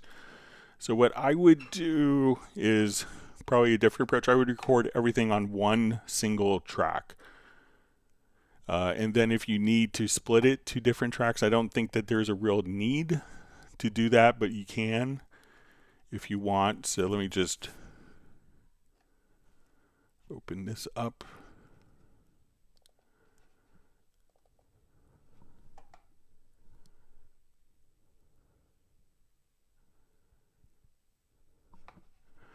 Okay, so if we have our groove agent track here, so we look at it in our drum editor, we have all of our different sounds, and, so there's, and if we wanted to split this up, because within like a drum VSTI, you could, like with groove agent here, we could come to the instrument pads and we can route these to 32 stereo outputs. And so you could have independent mixers, but if you really wanted them, so with, virtual instruments, I don't think that there's a real need to split it up because we could, take it and do individual effects processing. And this way we could double click on one event and see all of our drums. But if you really needed to split it up, I would just record it into one track, go to your MIDI menu here, and select dissolve part. We'll say separate pitches. We'll hit process, and that will automatically take the kick, the snare, the hi-hats, each of the individual drum sounds, and split it into their own tracks. And then if you wanted to, you could choose to record just the individual instruments there. But I think that you could really get by with just doing everything on one particular track. And with your drum VSTIs, come over here and separate the outputs if you need to do individual effect processing on different drums. Okay, next question. Hi Greg, please tell me if there's a button in Hallian's FM Lab for controlling the velocity sensitivity of a hardware piano during playback. For example, for DX9 pianos. Also, how can you set it up so that the FM piano only produces an additional sound for like a shimmer reverb or more saturation when played with stronger velocity? Okay, so when we go to like FM Lab, so, depending on the particular instrument here, so we'll open up inside of Hallian. So FM Lab, we talked about it just a little bit earlier. So when we play particular kind of a classic, and a lot of times when we are doing, different functions, if we go like to your modulation matrix, we could say our velocity is going to be controlling, our cutoff or resonance. So as we want to work with some different stuff like that, so you could use that in a modulation matrix. Now, if you wanted to do like a shimmer reverb, Hallian or Hallian Sonic doesn't have a shimmer reverb. So what I did was I took, let's say this classic, and when we want to hit with higher velocities, we want to have a shimmer reverb on this sound. So I created an effects channel. So if we come right over here, we can add an effects channel track to the selected channel, to the selected track. And on this effects channel, I loaded up a shimmer reverb. So one that comes with Cubase 14. And I loaded up a gate before that. So now when I play softly, I play softly, we don't hear the shimmer reverb.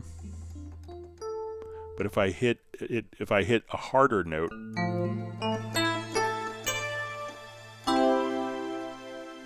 then the shimmer reverb kicks in. So we can play softly.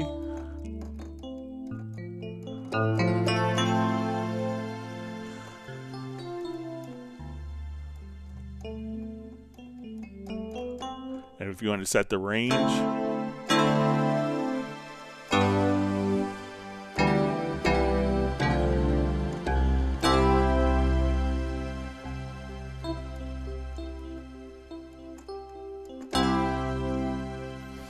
and to set kind of the threshold is just really setting the threshold here in a gate. So that way any sound that comes in at a certain level, the threshold will then open up and allow the signal to go into the shimmer reverb. So again, just taking the FM7 and running it as a so when we come over here as sends, and the sends is going into the shimmer reverb effect channel just has a gate before it, so the soft notes will allow us to play just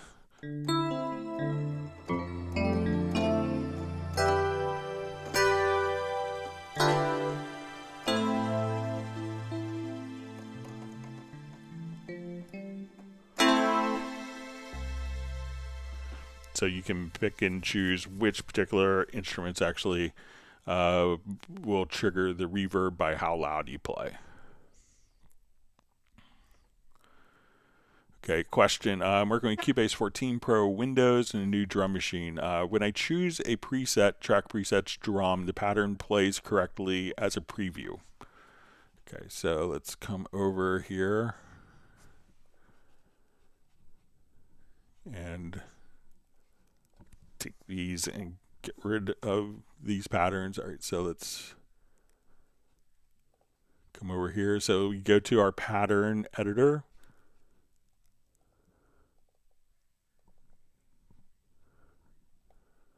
Okay, so let's say we have our pattern editor here.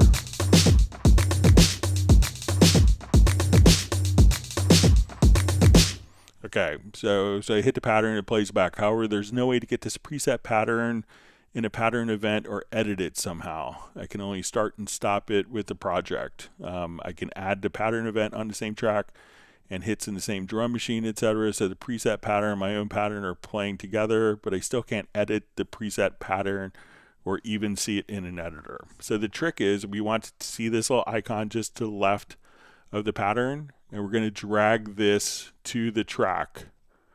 And now we have a pattern event. Now when I did that, I'll undo that. You can see that this icon, when this icon is on, this drum machine is playing, always in sync with your project, wherever you're at. Now when I drag the pattern into the project, to the track, that turns off. And now we play the pattern from this event. And this sequencer isn't working anymore. So once we drag it in, this sequencer gets turned off so that it's not playing the sequencer and the pattern at the same time. If you just want the pattern to be playing, that's fine. You don't have to drag it into the project. Now if we have different patterns here, so let's say I want to, let's do a new pattern and I will randomize a pattern. So we'll see if we like this pattern. And I could, so now that I've created different patterns, we can come over, I'll create another one. We'll just randomize. I can say I want to go from pattern 2 to pattern 1 to pattern 3. We'll go to pattern 3 here and to pattern 4, back to 2 to 1. So now when we play back, it's going to play back our different patterns.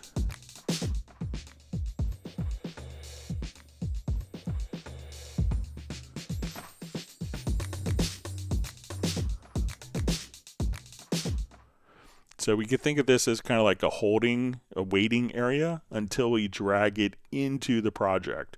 Then once we're in the project, we can choose which pattern comes when. We could also select all of these and convert them to MIDI parts so that we can now have our flexibility of our MIDI editing if we wanted to. So hopefully that will help with that. All right, let me jump back to our live questions. And again, if you want to send questions in real time, make sure that you hit, you could reach out to clubcubase@steinberg.de. All right.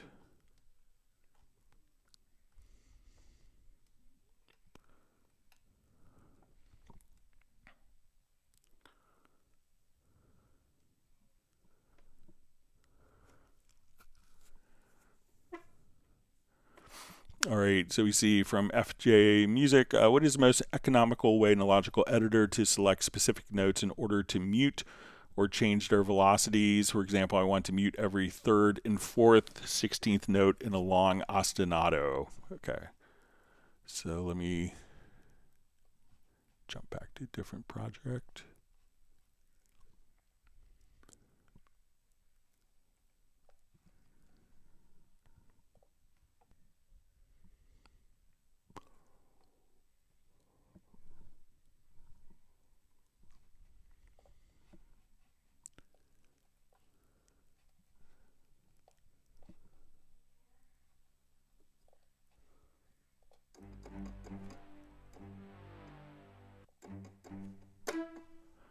All right, so let's come over here. I'll just do a quick new track version, and let's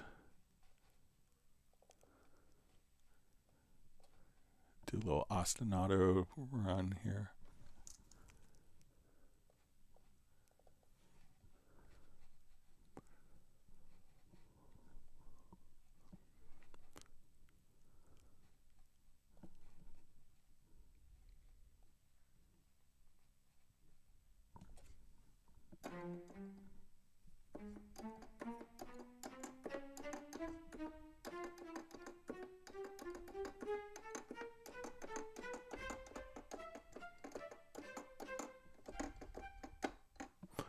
All right, so let's say we have this little pattern here.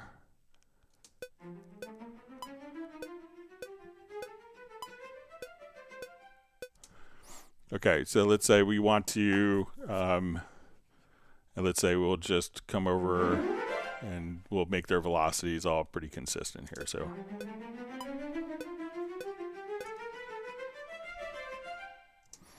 okay, so let's select, so let's go to our MIDI, to our logical editor. We're going to transform, we'll say type is equal to note, and we want to say event, let's say last event, event, every other event, and we'll say event counter. So I'll say let's do every other third note. I want to velocity, let's subtract 40. Okay, so now we have all the same velocity.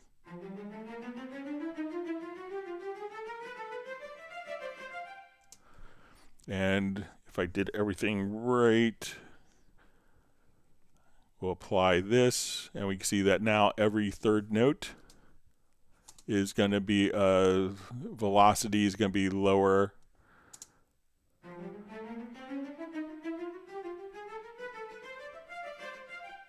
And if we wanted to be every fourth note, I could come here. So now we could have kind of just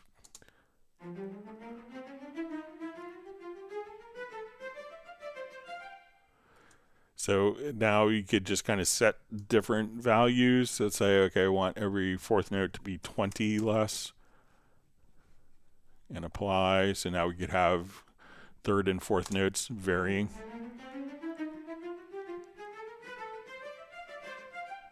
So, but the trick is just to come over here. You want to transform, type is equal to note. You want to choose last event, every other event, event counter. Put the number in for, I want to do every 4, every 3, every 6.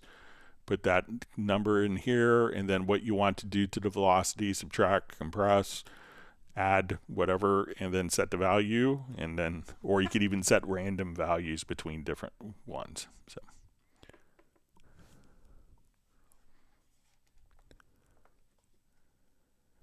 All right, we see Stella had fun at the dog park. That's great.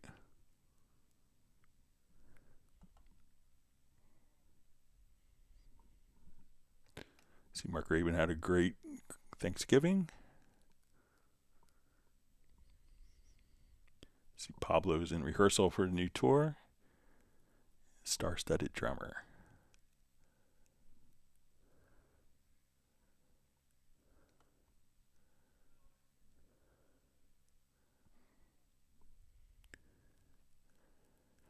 So Tireman Guitar says you need to get Dorico. It looks amazing. So yeah. But you have a lot of the great Dorico stuff inside of Cubase as well. Now you could export your Cubase project to Dorico. All right, so Said Hawkins asks, great day all. Can you demonstrate how to utilize the auto align function with vocals? I would prefer to align in Cubase rather than purchasing a third-party plugin. Okay.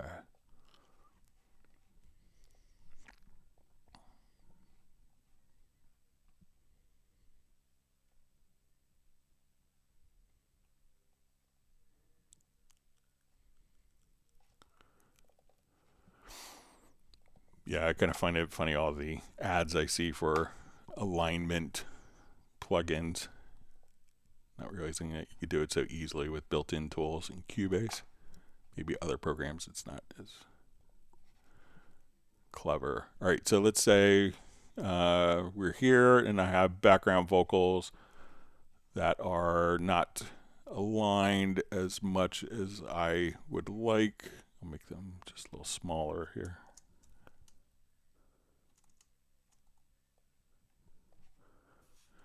Okay, so we listen to these.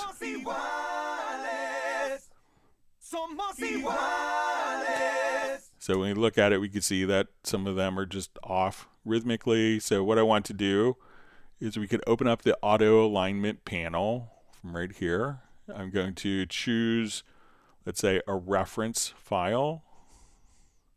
Then I could choose multiple files here. And then I'm going to just say match words. I usually just do preferred time shifting, and I'll say align audio. And now we listen to it.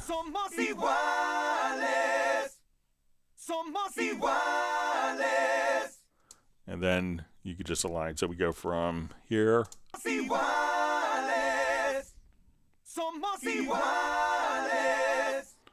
to here.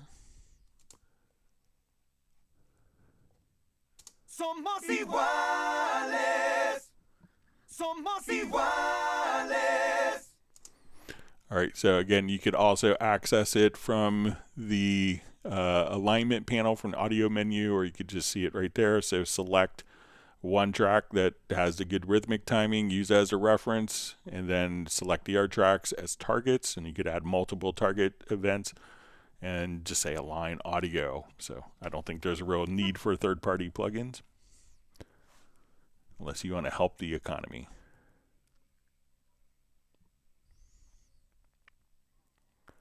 Mark Raven says, is it diminished or flat fifth? Depends if you're playing jazz or classical music.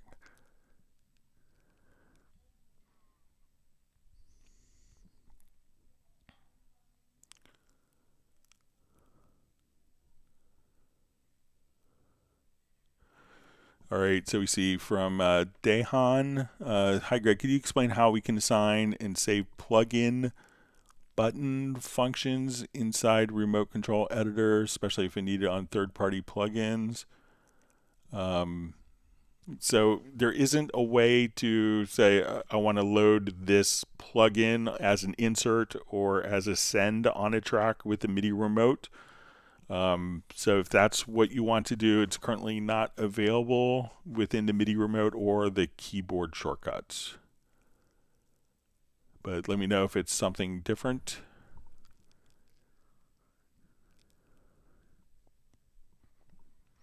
See, Michael Teams just says, thanks, Greg, for this great resource. Greg, you help us in so many ways in this work. So, and I got 1 gallon of fresh Texas strawberry ice cream for my family and myself. Thank you very much.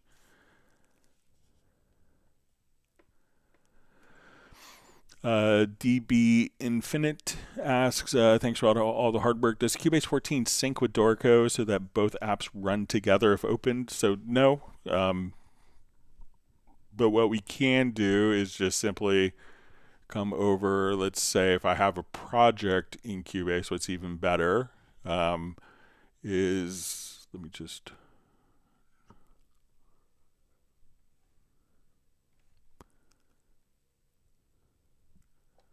So let's say if I am here and I'm in the score editor, so I'll select all, we go to our score editor. Let's say I've done all this work in Cubase. We can now export as a Dorico project.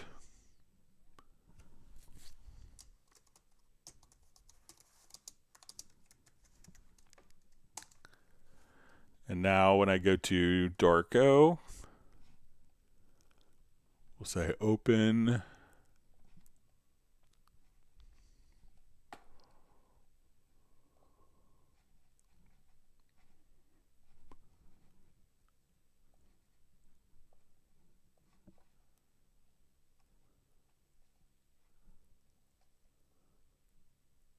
Here's our December 3rd document that we just exported from Cubase. And we'll open it in Dorico, and we can see that everything is automatically carried directly over to Dorico as well. So they don't run in sync, but you can take your project from Cubase, export it from the score editor into Dorico.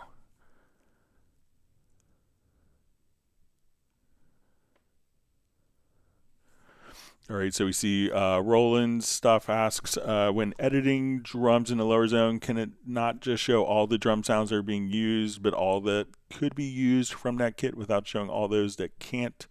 So currently it will show all of the available sounds. There isn't a way to filter it like we can in the drum editor. I think we'll see more of that type of stuff coming in future generations of it.